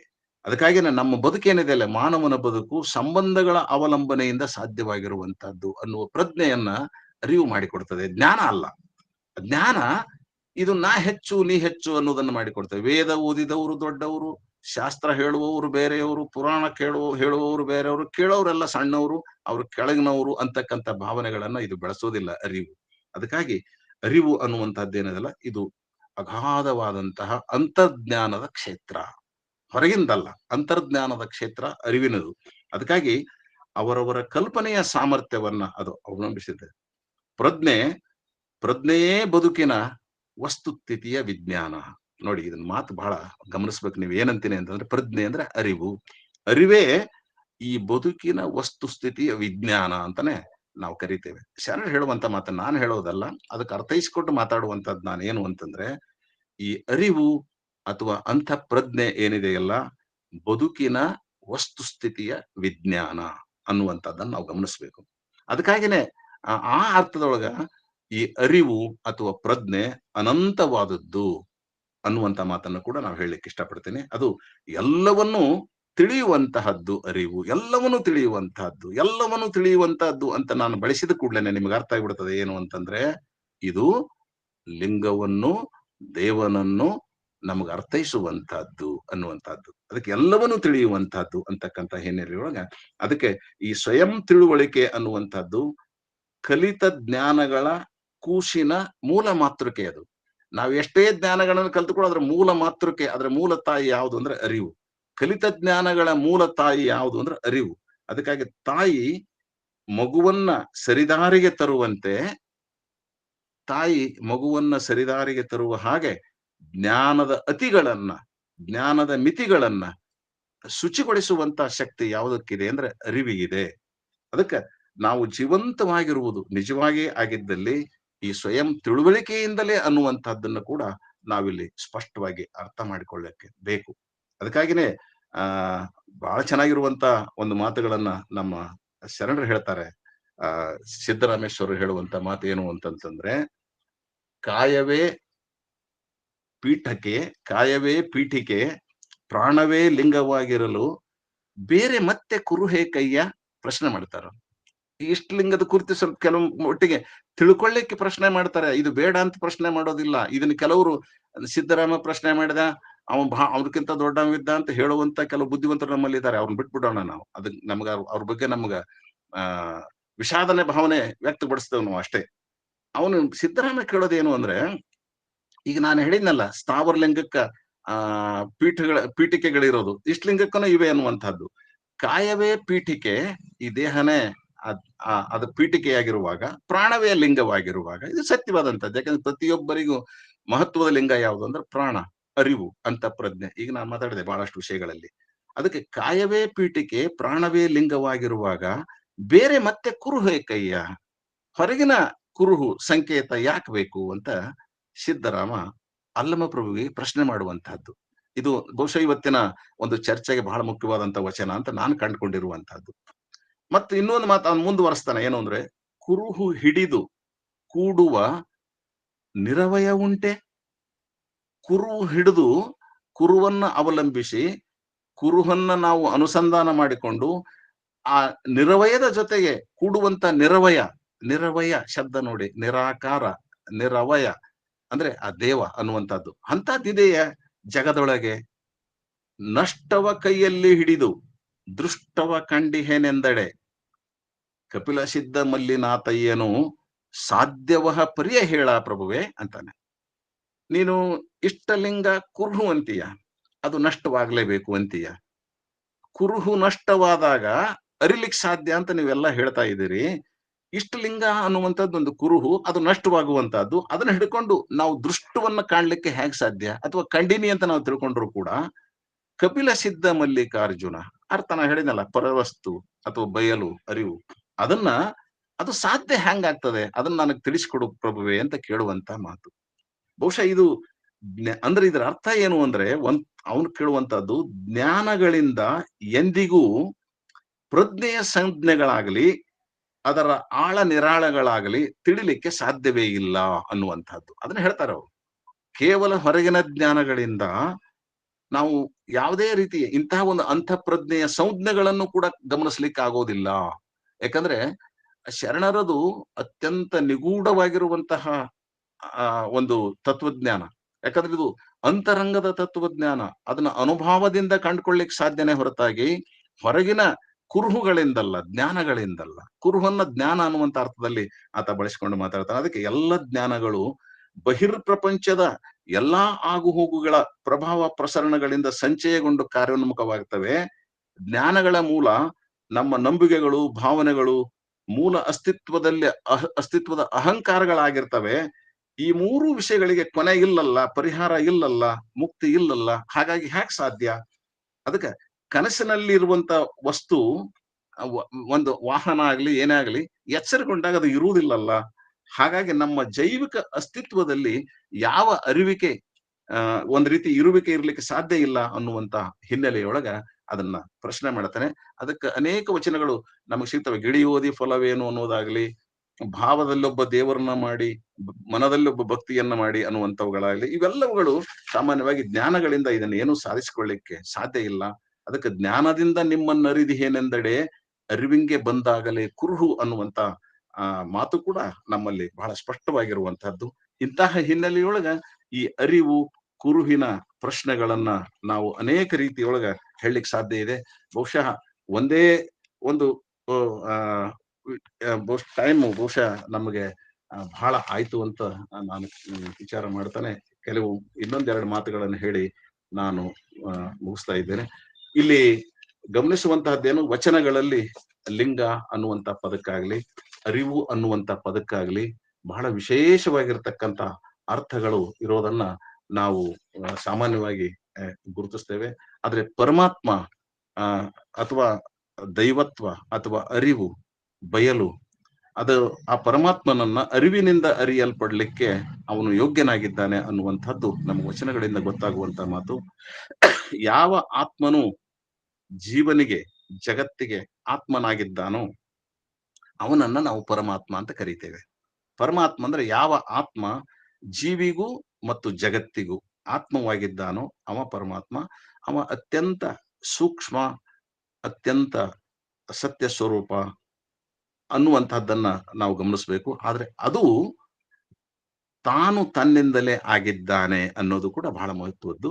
ಈ ಹಿನ್ನೆಲೆಯೊಳಗನೆ ನಮ್ಮ ಶರಣರು ಬಹಳಷ್ಟು ವಿಚಾರಗಳನ್ನ ಹೇಳ್ಕೊಂತ ಹೋಗ್ತಾರೆ. ಆತ್ಮ ವಸ್ತುವೆಂದರಿದಲ್ಲಿ ಒಬ್ಬ ಶರಣ ಪ್ರಶ್ನೆ ಮಾಡ್ತಾನೆ, ಈ ಆತ್ಮನೇ ವಸ್ತು, ವಸ್ತು ಅಂದ್ರೆ ಪರವಸ್ತು ಅಥವಾ ಅರಿವು, ದೇವರು ಅಂತ ನಾವು ತಿಳ್ಕೊಂಡ್ರ, ಆತ್ಮ ವಸ್ತುವೆಂದರಿದಲ್ಲಿ ಅರಿವು ಮರವೇ ಉಂಟೆ? ಅರಿವು ಮರೆವು ಇದೇನಾ ಅಂತ ಕೇಳ್ತಾನೆ. ಹೇಮ ತನ್ಮಯವಾದಲ್ಲಿ ಪರುಷ ರಸ ಉಂಟೆ? ಹೇಮ ಅಂದ್ರೆ ಬಂಗಾರ, ತನ್ಮಯ ಅಂದ್ರೆ ಗಟ್ಟಿ. ಬಂಗಾರ ಗಟ್ಟಿ ಆದ್ರ ಅದ್ರೊಳಗೆ ಪಾದರಸ, ಅದು ಪಾದರಸದ ರಸ ಇರ್ಲಿಕ್ಕೆ ಹೆಂಗ್ ಸಾಧ್ಯ? ಅದು ಕೂಡ್ಕೊಂಡ್ಬಿಡ್ತದಲ್ಲ. ಅದಕ್ಕ ನಾನು ನೀನಾದಲ್ಲಿ ಕರ್ತೃ ಮೃತ್ಯುವೆಂಬುದು ಎತ್ತಣ ಸುದ್ದಿ ಹೇಳ ಚೆನ್ನ ಬಸವ ಪ್ರಿಯ ಭೋಗ ಮಲ್ಲಿಕಾರ್ಜುನ ಅಂತ ಪ್ರಸಾದಿ ಭೋಗಣ್ಣನವರು ಬಹಳ ಅದ್ಭುತವಾದಂತ ವಿಚಾರಗಳನ್ನ ನಮಗಿಲ್ಲಿ ಕಟ್ಟಿಕೊಡ್ತಾರೆ. ಬಹುಶಃ ಈ ನಾನು ಅವ ಕರ್ತೃ, ನಾನು ಭೃತ್ಯ ಅಂತಕ್ಕಂಥದ್ದು ಇರೋದಿಲ್ಲ. ಯಾಕಂದ್ರೆ ಆತ್ಮನೇ ವಸ್ತು ಅಂತ ನಾವು ಅರಿತುಕೊಂಡಾಗ ಅರಿವಾಗಲಿ ಮರಿವಾಗಲಿ ಇವೆರಡರ ಭೇದ ಭಾವ ಇರೋದಿಲ್ಲ ಅನ್ನುವಂಥದ್ದನ್ನ ನಾವು ಗಮನಿಸಿಕೊಂಡು ಕೊನೆಗೆ ಇನ್ನೊಂದು ಮಾತನ್ನ ಇವತ್ತಿನ ಒಂದು ಕಾಲಕ್ಕೆ ಇದನ್ನ ಹೆಂಗ್ ಅನ್ವಯಿಸಬಹುದು ಅನ್ನೋದಕ್ಕೆ 2 ಮಾತು ಹೇಳಿ ನಾವು ಬಿಟ್ಬಿಡ್ತೇನೆ. ಶರಣರ ಪ್ರಕಾರ ಸಿದ್ಧ ಮಾದರಿಯ ಹೇಳಿಕೆ ಅಥವಾ ಮಾತಿನಿಂದ ಲಿಂಗ ಅನ್ನುವಂತ ಪದವನ್ನಾಗ್ಲಿ, ಅರಿವು ಅನ್ನುವಂತ ಪದವನ್ನಾಗ್ಲಿ ನಾವು ಅದರ ಅನ್ವರ್ಥ ನಾಮವನ್ನ ನಾವು ಧ್ವನಿಸ್ಲಿಕ್ಕೆ ಆಗೋದಿಲ್ಲ. ಸಿದ್ಧ ಮಾದರಿಯ ಹೇಳಿಕೆಗಳು ಅಂತ ನಾನು ಬೇಕಂತ ಬಳಸ್ತಾ ಇದ್ದೀನಿ ಈ ಪದವನ್ನ. ಈ ಕೆಲವು ಜನ ಏನೋ ಪೂರ್ವದ ಪರಿಕಲ್ಪನೆ ಇಟ್ಕೊಂಡು ಅವರು ಚಸ್ಮಾ ಹಾಕೊಂಡು ಒಂದು ಹಸಿರು ಬಣ್ಣದ ಚಸ್ಮಾ ಹಾಕೊಂಡು ಈ ಸೃಷ್ಟಿ ನೋಡಿದ್ರೆ ಅದು ಹಸಿರಾಗೆ ಕಾಣ್ತದಲ್ಲ, ಹಂಗ ಯಾವುದೋ ಒಂದು ಅನ್ಯ ಜ್ಞಾನವನ್ನು ತಂದು ನಮ್ಮ ವಚನಗಳನ್ನ ಗಮನಿಸ್ಲಿಕ್ಕೆ ಪ್ರಯತ್ನ ಪಡ್ತಾ ಇದ್ದಾರೆ. ಅದು ಅಲ್ಲಿಂದನೇ ಬಂತು ಹೇಳಲಿಕ್ಕೆ, ಸುಳ್ಳು ಹೇಳಲಿಕ್ಕೆ, ನಮ್ಮೊಳಗೆ ಭ್ರಾಂತಿ ಉಂಟು ಮಾಡ್ಲಿಕ್ಕೆ ಬಹಳ ಜನ ಪ್ರಯತ್ನ ಮಾಡೋದನ್ನ ಇವತ್ತಿನ ಜಗತ್ತಿನೊಳಗೆ ನಾವು ನೋಡ್ತಾ ಇದ್ದೇವೆ. ಅಂತಹ ವೇಳೆಯೊಳಗ ಈ ಸಿದ್ಧ ಮಾದರಿಯ ಹೇಳಿಕೆಗಳೇನಿವೆಯಲ್ಲ, ಅವ್ರ ಮಾತಿನಿಂದ ನಾವು ಲಿಂಗ ಪದವನ್ನ ಅದನ್ನ ಅನ್ವರ್ಥ ನಾಮಗೊಳಿಸ್ಲಿಕ್ಕೆ ಸಾಧ್ಯ ಇಲ್ಲ. ಇದನ್ನ ನೀವು ಸ್ಪಷ್ಟವಾಗಿ ಅರ್ಥ ಮಾಡ್ಕೋಬೇಕು. ವೈದಿಕರಲ್ಲಿ ಪರಬ್ರಹ್ಮ ಅನ್ನೋದು ಒಂದು ಸ್ಥಿತಿ, ಅದನ್ನ ಹೇಳ್ಬಿಡ್ತೇನೆ ನಾನು. ವೈದಿಕ ಧರ್ಮದೊಳಗ ಹಿಂದೂ ಅಂತ ನಾನು ಬಳಸೋದು ಯಾಕಂದ್ರೆ ಹಿಂದೂ ಧರ್ಮನೇ ಅಲ್ಲ. ಈ ವೈದಿಕರಲ್ಲಿ ಪರಬ್ರಹ್ಮ ಅನ್ನುವಂಥದ್ದೇನಿದೆ ಅಲ್ಲ, ಅದು ಒಂದು ಸ್ಥಿತಿ ಅಥವಾ ಅಸ್ತಿತ್ವ, ಅದೊಂದು ಅಸ್ತಿತ್ವ. ಆದರೆ ಶರಣರಲ್ಲಿ ಲಿಂಗ ಅನ್ನೋದು ಒಂದು ಸ್ಥಿತಿ ಅಲ್ಲ. ಇದು ಸ್ಪಷ್ಟವಾಗಿ ಗಮನಿಸ್ಬೇಕು. ಇದು ಒಂದು, ಅದನ್ನ ಅಸ್ತಿ ಅಥವಾ ನಾಸ್ತಿ ಅಂತ ನಾವು ಹೇಳೋದೇ ಇಲ್ಲ ಲಿಂಗಕ್ಕೆ. ಅದು ಅಸ್ತಿನೂ ಅಲ್ಲ, ನಾಸ್ತಿನೂ ಅಲ್ಲ ಅನ್ನೋದು ಕೂಡ ಬಹಳ ಮುಖ್ಯವಾಗಿರುವಂತ ಮಾತು. ಹಾಗಾಗಿ ಯಾಕೆ ಅಂತಂದ್ರೆ, ಮನುಷ್ಯನ ದೇಹದಲ್ಲಿರುವಂತಹ ಪ್ರಾಣ ಅಥವಾ ಪ್ರಜ್ಞೆಗೆ ಒಂದು ಸ್ಥಿತಿ ಅನ್ನೋದಿಲ್ಲ. ಯಾಕಂದ್ರೆ ನಮ್ಗೆ ಇಲ್ಲೇ ನಾವು ಗಮನಿಸ್ಕೊಂಡ್ ಬಿಡ್ಬೇಕು. ವೈದಿಕರ ಪರಬ್ರಹ್ಮ ಒಂದು ಸ್ಥಿತಿ, ಆದ್ರೆ ನಮ್ಮಲ್ಲಿರ್ತಕ್ಕಂಥ ಇಷ್ಟಲಿಂಗ ಅದು ಅಸ್ತಿ ನಾಸ್ತಿ ಅನ್ನೋದಿಲ್ಲ, ಅದಕ್ಕೆ ಸ್ಥಿತಿ ಇಲ್ಲ. ಯಾಕೆ ಅಂತಂದ್ರೆ ಮನುಷ್ಯನ ದೇಹದಲ್ಲಿರುವಂತ ಪ್ರಾಣ ಅಥವಾ ಪ್ರಜ್ಞೆಗೆ ಒಂದು ಸ್ಥಿತಿ ಅನ್ನೋದಿಲ್ಲ. ಅದು ಸದಾ ಆಗುತ್ತಲೇ ಇರುವಂತ ಒಂದು ಅಂತಃಪ್ರವಾಹ. ಅದು ಸದಾ ಆಗ್ತದೆ. ಹೆಂಗಾಗ್ತದೆ? ಒಂದು ಈಗ ಜೀವ ಜಗತ್ತಿನ ಒಳಗೂ ಹೊರಗೂ ಆಗುತ್ತಿರುವಂತ ಪ್ರಕೃತಿ ಕ್ರಿಯೆ ವಿಲಾಸಗಳಿಗೆ ಯಾವುದೇ ಒಂದು ಸ್ಥಿತಿ ಇಲ್ಲ. ಇದು ಸ್ಪಷ್ಟವಾಗಿ ಗಮನಿಸಬೇಕು. ನಮ್ಮ ಶರಣರು ಪ್ರಾಕೃತಿಕ ಪ್ರಜ್ಞೆಯನ್ನ ಇಟ್ಟುಕೊಂಡೇ ಪಿಂಡಾಂಡ ಪ್ರಜ್ಞೆಯನ್ನ ಹೇಳ್ತಾರೆ. ಅಂದ್ರೆ ಈ ಜಗತ್ತನ್ನ, ಹೊರಗಿನ ಜಗತ್ತನ್ನ ಮೂಲವಾಗಿರಿಸಿಕೊಂಡು ಒಳಗಿನ ಜಗತ್ತನ್ನ ಕಂಡಿರ್ತಕ್ಕಂತಹ ಏಕೈಕ ಧರ್ಮ ಲಿಂಗಾಯತ ಧರ್ಮ ಅಂತ ನಾನು ಯಾಕೆ ಹೇಳ್ತೀನಿ ಅಂತಂದ್ರೆ, ಜೀವ ಜಗತ್ತಿನ ಒಳಗೂ ಹೊರಗೂ ಹಂಗೆ ಬದಲಾಗ್ತಾ ಆಗ್ತಾನೆ ಇರ್ತದೆ. ಅದರ ಪ್ರಕೃತಿ ಕ್ರಿಯೆಗಳು ಆಗ್ತಾನೆ ಇರ್ತವೆ. ಯಾವುದೇ ಒಂದು ವಸ್ತುಗೆ ಸ್ಥಿತಿ ಅನ್ನೋದಿಲ್ಲ. ಸ್ಥಿತಿ ಅಂದ್ರೆ ಸ್ಥಗಿತತೆ ಇಲ್ಲ. ಅದು ಎಲ್ಲವೂ ಆಗುತ್ತಲೇ ಇರುವಂತ ಒಂದು ಪ್ರವಾಹ. ಈಗ ಉದಾಹರಣೆಗೆ ನೋಡಿ, ಒಂದು ಬೀಜ ಮಣ್ಣು ಸೇರಿತು ಅಂತಂದ್ರೆ ಅದು ಮೊಳಕೆ ಆಗ್ತದೆ. ಆ ಬೀಜ ಮೊಳಕೆ ಆದ ಕೂಡಲೇ ಬೀಜ ಶೂನ್ಯವಾಗ್ತದೆ, ಮೊಳಕೆ ಉಳಿತದೆ. ಮೊಳಕೆ ಆದ ತಕ್ಷಣ ಅದು ಮುಂದೆ ಬಳ್ಳಿ ಆಗ್ತದೆ. ಬಳ್ಳಿ ಆದಾಗ ಮೊಳಕೆ ಶೂನ್ಯವಾಗ್ತದೆ. ಬಳ್ಳಿ ಮೊಗ್ಗಾದಾಗ ಮೊಗ್ಗು ಜೀವಂತವಾಗ್ತದೆ, ಬಳ್ಳಿ ಶೂನ್ಯವಾಗ್ತದೆ. ಅದ್ರ ಟಿಸಲೊಡೆದು ಹೂವಾದಾಗ ಹೂವು ಜೀವಂತವಾಗಿರ್ತದೆ, ಆ ಮೊಗ್ಗು ಶೂನ್ಯವಾಗ್ತದೆ. ಹೀಸಲಾಯ್ತು ಅಂತಂದ್ರೆ ಹಿಂದಿನ ಹೂವು ಅದು ಶೂನ್ಯವಾಗ್ತದೆ. ಕಾಯಾದಾಗ ನೋಡಿ, ಹೀಚಲು ಶೂನ್ಯವಾಗ್ತದೆ, ಕಾಯಿ ಉಳಿತದೆ. ಹಣ್ಣಾದಾಗ ಕಾಯಿ ಶೂನ್ಯವಾಗ್ತದೆ, ಹಣ್ಣು ಉಳಿತದೆ. ಹೀಗೆ ಭೌತಿಕ ಜಗತ್ತಿನ ಸಕಲ ವಸ್ತುಗಳು, ಜೀವಜಾಲಗಳು ಸದಾ ಪರಿವರ್ತನೆಯಾಗ್ತವೆ. ಈ ಪರಿವರ್ತನೆಯಲ್ಲಿ ಸ್ಥಿತಿ ಅನ್ನೋದು ಇರೋದಿಲ್ಲ. ಹಾಗೆಯೇ ನಾನು ಅನ್ನೋದು, ಶರಣರು ಹೇಳುವಂತ ಈಗ ನಾನು ಅನ್ನೋದು ಅರಿವು ಯಾಕೆ ಕೊಡ್ತಾರೆ ಅಂದ್ರೆ, ನಾನು ಅನ್ನುವಂಥದ್ದು ಪ್ರತ್ಯೇಕ ಸ್ಥಿತಿ ಅನ್ನೋದಲ್ಲ, ಇರ್ಲಿಕ್ಕೆ ಸಾಧ್ಯ ಇಲ್ಲ. ಎಲ್ಲ ಪದಾರ್ಥಗಳು, ಎಲ್ಲ ಪ್ರಾಣಿಗಳು ಈ ಅನಂತ ಪ್ರಕೃತಿಗೆ ಸೇರಿದವುಗಳು. ನಾನಂದ್ರೆ ಅನಂತ ವಿಶ್ವ. ಈ ಮಾತಿನಲ್ಲಿ ನಮ್ಮ ಶರಣರು ಹೇಳ್ತಾರೆ, ಇಲ್ಲಿರುವ ತನ್ನ ಪ್ರಾಣ ಪ್ರಕೃತಿಯ ಆಗುವಿಕೆಯ ಮಹಾಪ್ರಸಾದ ಅಂತ ಭಾವಿಸಿಕೊಳ್ಳುವಂತಹದ್ದನ್ನ ನಾವು ಗಮನಿಸ್ಬೇಕು. ಯಾಕೆ ಈ ಮಾತನ್ನ ಹೇಳ್ತೀನಿ? ಒಬ್ಬ ವ್ಯಕ್ತಿ ನೋಡಿ, ನಾವು ಒಂದೊಂದು ಕಳ್ಕೊಂತ ಬರ್ತೀವಿ ಜೀವನದೊಳಗ. ಈಗ ನಾವು ಹುಟ್ಟೋದು ತಂದೆ ತಾಯಿಯಿಂದ, ಕೆಲವು ದಿವಸಗಳ ನಂತರ ಅವ್ರು ಹೋದ ಮೇಲೆ ಅವ್ರು ಶೂನ್ಯರಾಗ್ತಾರೆ, ನಾವು ಉಳಿತೇವೆ. ನಾವು ಮುಂದೆ ಹಾಗೇನೆ ಬೆಳೀತಾ ಹೋದಂತೆ ನಮ್ಮ ಬಾಲ್ಯ ಶೂನ್ಯವಾಗ್ತದೆ, ಯೌವನ ಬರ್ತದೆ, ಯೌವನ ಶೂನ್ಯವಾಗ್ತದೆ, ಮತ್ತೆ ನಮಗೆ ಪ್ರೌಢತೆ ಶೂನ್ಯವಾಗ್ತದೆ, ಮತ್ತೆ ಮುಪ್ಪಾವಸ್ಥೆ ಬರ್ತದೆ, ಮುಪ್ಪು ಶೂನ್ಯವಾಗ್ತದೆ, ನಾವು ಅಂತ್ಯವಾಗ್ತೇವೆ. ಅಂತ್ಯವಾದ ತಕ್ಷಣ ಭೂಮಿಯಲ್ಲಿ ನಮ್ಮನ್ನು ಹುಳಿದ್ರು ಅಂತ ತಿಳ್ಕೊಳ್ಳಿ, ನಾವು ಮತ್ತೆ ಯಾವುದೋ ಒಂದು ಜೀವಿಗೆ ನಾವು ಮತ್ತೆ ಅಲ್ಲಿ ಪುಷ್ಟಿಯನ್ನ ಕೊಡ್ತಕ್ಕಂಥದ್ದನ್ನ ನಾವು ಗಮನಿಸಬೇಕು ಅನ್ನೋದೇ ಶರಣರ ನಿಜವಾದ ಅರ್ಥ. ಅದಕ್ಕೆ ಆ ರೀತಿ ಯಾರು ತಮ್ಮನ್ನ ತಾವು ಪುನಃ, ಅವ್ರು ಎಷ್ಟು ಚೆನ್ನಾಗಿ ಹೇಳ್ತಾ ನೋಡಿ, ಇಲ್ಲಿರುವಂತ ತನ್ನ ಪ್ರಾಣವನ್ನು ಪ್ರಕೃತಿಯ ಅಗಲುವಿಕೆಯ ಪ್ರಸಾದವೆಂದು ಭಾವಿಸಿಕೊಂಡು ಅದಕ್ಕೆ ಸಮರ್ಪಿಸಿಕೊಂಡು ಅರಿವನ್ನು ಹೊಂತಾನಲ್ಲ ಅವನೇ ಲಿಂಗಾಂಗಿ. ಲಿಂಗಾಂಗಿ ಯಾರು ಅಂತಂದ್ರೆ ವಿಶ್ವಾತ್ಮಕ ಆಗುವಿಕೆಯ ಸತ್ಯದ ಸಂಬಂಧದಲ್ಲಿ ತನ್ಮಯತೆಯನ್ನು ಹೊಂದಿದವನು, ತನ್ಮಯತ್ವವನ್ನು ಹೊಂದಿದವನು ಶರಣ. ಹಾಗಾಗಿ ಲಿಂಗ ಅಂತಂದ್ರೆ ಅಂತರ್ಗತವಾಗಿ ವ್ಯಾಪಿಸಲ್ಪಟ್ಟಂತಹ ಸದಾ ಪರಿವರ್ತನಶೀಲವಾಗಿರುವಂತಹ ಇದಮಿತ್ತ ಅಂತ ಹೇಳಲಾಗದಂತಹ ಯಾವುದಿದೆಯೋ ಅದು ಲಿಂಗ. ಹೀಗಾಗಿ ಇಂತಹ ಪ್ರಜ್ಞಾಯುಕ್ತವಾದಂತಹ ಜೀವಕ್ರಿಯೆಗೆ ಸಂಬಂಧಿಸಿದಂತ ಚಲನೆ ಯಾವುದಿದೆಯೋ ಅದು ಲಿಂಗ. ಲಿಂಗಾನುಭವಿಗೆ ಹುಟ್ಟಾಗಲಿ ಸಾವಾಗಲಿ ಇರಲಾರದು ಅನ್ನೋದು ಅರ್ಥ ನಮ್ಮ ಶರಣರು ಹೇಳೋದು ಇದರೊಳಗೆ. ಅದಕ್ಕಾಗಿನೇ ನಮ್ಮವರಿಗೆ ಸಾವಿಲ್ಲ ಅಂತಾನೆ ಶರಣರು ಹಾಡುವಂತಹದ್ದು. ಅದಕ್ಕೆ ಲಿಂಗಾನುಭಾವಿಯಾದಂಥವನಿಗೆ ಹುಟ್ಟು ಇಲ್ಲ ಸಾವು ಇಲ್ಲ. ಯಾಕಂದ್ರೆ ಸದಾ ಆಗುವಿಕೆಯಲ್ಲಿ ಯಾವುದಕ್ಕೂ ಆರಂಭವಾಗಲಿ ಯಾವುದಕ್ಕೂ ಅಂತ್ಯವಾಗಲಿ ಇರ್ಲಿಕ್ಕೆ ಸಾಧ್ಯವಿಲ್ಲ ಅನ್ನುವಂಥದ್ದನ್ನೇ ಅವರು ಹೇಳ್ತಾ ಬರುವುದನ್ನ ನಾವು ಸಾಮಾನ್ಯವಾಗಿ ಗಮನಿಸಬೇಕು. ಇಂತಹ ಸಮಷ್ಟಿ ಬದುಕನ್ನ ಪ್ರೀತಿಸುವಂತಹ ಅಂತಃಸತ್ವವನ್ನೇ ಅನುಭಾವಗಳು ಅಂತವೆ ನಮ್ಮ ವಚನಗಳು. ಹಾಗಾಗಿ ಪ್ರವಾಹ ರೂಪದಲ್ಲಿ ನಿರಂತರವಾಗಿರುವ ಜೈವಿಕ ಪ್ರಜ್ಞೆಯನ್ನ, ಜೈವಿಕ ಪ್ರಕ್ರಿಯೆಯನ್ನ ಶರಣರು ಲಿಂಗ ಅಂತಾರೆ. ಅದನ್ನ ಅರಿಯುವಂತಹ ಅರಿವು ಕೂಡ ಲಿಂಗನೇ ಆಗಿರುವಂತಹದ್ದು. ಲಿಂಗ ಸಮಾನ ಅಂತವನು ಲಿಂಗಾಯತ ಅನಿಸ್ಕೊಳ್ತಾನೆ. ಇದು ಲೋಕಪರವಾದ, ಜೀವಪರವಾದ, ಮನುಷ್ಯ ಪರವಾದ ಒಂದು ಆಲೋಚನೆ. ಇಂತಹ ಅದ್ಭುತವಾದಂತಹ ಒಂದು ವಿಷಯವನ್ನು ಕೊಟ್ಟು ನನಗೆ ತಿಳಿದ ಮಟ್ಟಿಗೆ ಕೆಲವೇ ಮಾತುಗಳನ್ನ ಹೇಳಲಿಕ್ಕೆ ಅವಕಾಶ ಮಾಡಿಕೊಟ್ಟಿರ್ತಕ್ಕಂತಹ ಈ ಅಂತರ್ಜಾಲದ ಮುಖ್ಯ ಸಂಚಾಲಕರಾಗಿರ್ತಕ್ಕಂತಹ ಶಶಿಕಾಂತ್ ಪಟ್ಟಣ ಸರ್ ಅವರಿಗೂ, ನನ್ನನ್ನ ಬಹಳ ಪ್ರೀತಿಯಿಂದ ಆಹ್ವಾನಿಸಿ ಇವತ್ತು ಮಾತಾಡ್ಲಿಕ್ಕೆ ಅವಕಾಶ ಕೊಟ್ಟಿರ್ತಕ್ಕಂತ ಡಾಕ್ಟರ್ ತಾಯಿ ಯಾರವರು ದಾನಮ್ಮ ತಾಯಿಯವರಿಗೂ ಮತ್ತು ಇಲ್ಲಿವರೆಗೂ ನನ್ನ ವಿಚಾರಗಳನ್ನ ಕೇಳಿ ನಿಮ್ಗೆ ಒಪ್ಪಿಗೆ ಆದಂತವುಗಳನ್ನ ಇಟ್ಟುಕೊಂಡು ಚರ್ಚಾಸ್ಪದವಾದಂತವುಗಳನ್ನ ಚರ್ಚೆಯ ಮೂಲಕ ಬಗೆಹರಿಸಿಕೊಳ್ಳಬಹುದು ಅನ್ನುವಂತ ಮಾತನ್ನ ಹೇಳ್ತಾ ನನಗೆ ಅವಕಾಶ ಮಾಡಿಕೊಟ್ಟಿರ್ತಕ್ಕಂತಹ ಈ ವಚನ ಅಧ್ಯಯನ ಕೇಂದ್ರಕ್ಕೆ ಮತ್ತೊಮ್ಮೆ ಸಮಸ್ತ ತಮ್ಮೆಲ್ಲರಿಗೂ ಅನಂತ ಶರಣಗಳನ್ನು ಹೇಳಿ ನನ್ನ ಈ ವಿಚಾರಗಳನ್ನು ಮುಗಿಸ್ತೇನೆ. ಎಲ್ಲರಿಗೂ ಶರಣವು ಶರಣಾರ್ಥಿಗಳು. ಧನ್ಯವಾದಗಳು ಸರ್. ನೀವು ಹೇಳಿದ್ರಿ ಅದ್ಭುತವಾದ ವಿಚಾರವನ್ನ ಕೊಟ್ರು ಅಂತ. ಅದ್ಭುತವಾದಂತಹ ವಿಚಾರ ಕೊಟ್ಟಂತಹ ಡಾಕ್ಟರ್ ಶಶಿಕಾಂತ್ ಪಟ್ಟಣ್ ಸರ್ ಅವ್ರಿಗೂ, ಅದ್ಭುತವಾಗಿ ಮಾತಾಡಿದಂತಹ ತಮಗೂ ಕೂಡ ವೇದಿಕೆ ಪರವಾಗಿ ಅನಂತ ಕೋಟಿ ಪ್ರಣಾಮಗಳು. ಯಾವ ರೀತಿ ಪ್ರವಾಹ ಹೋಗ್ತದೆ, ಈಗ ವೇದಿಕೆಯನ್ನ ಉದ್ದೇಶಿಸಿ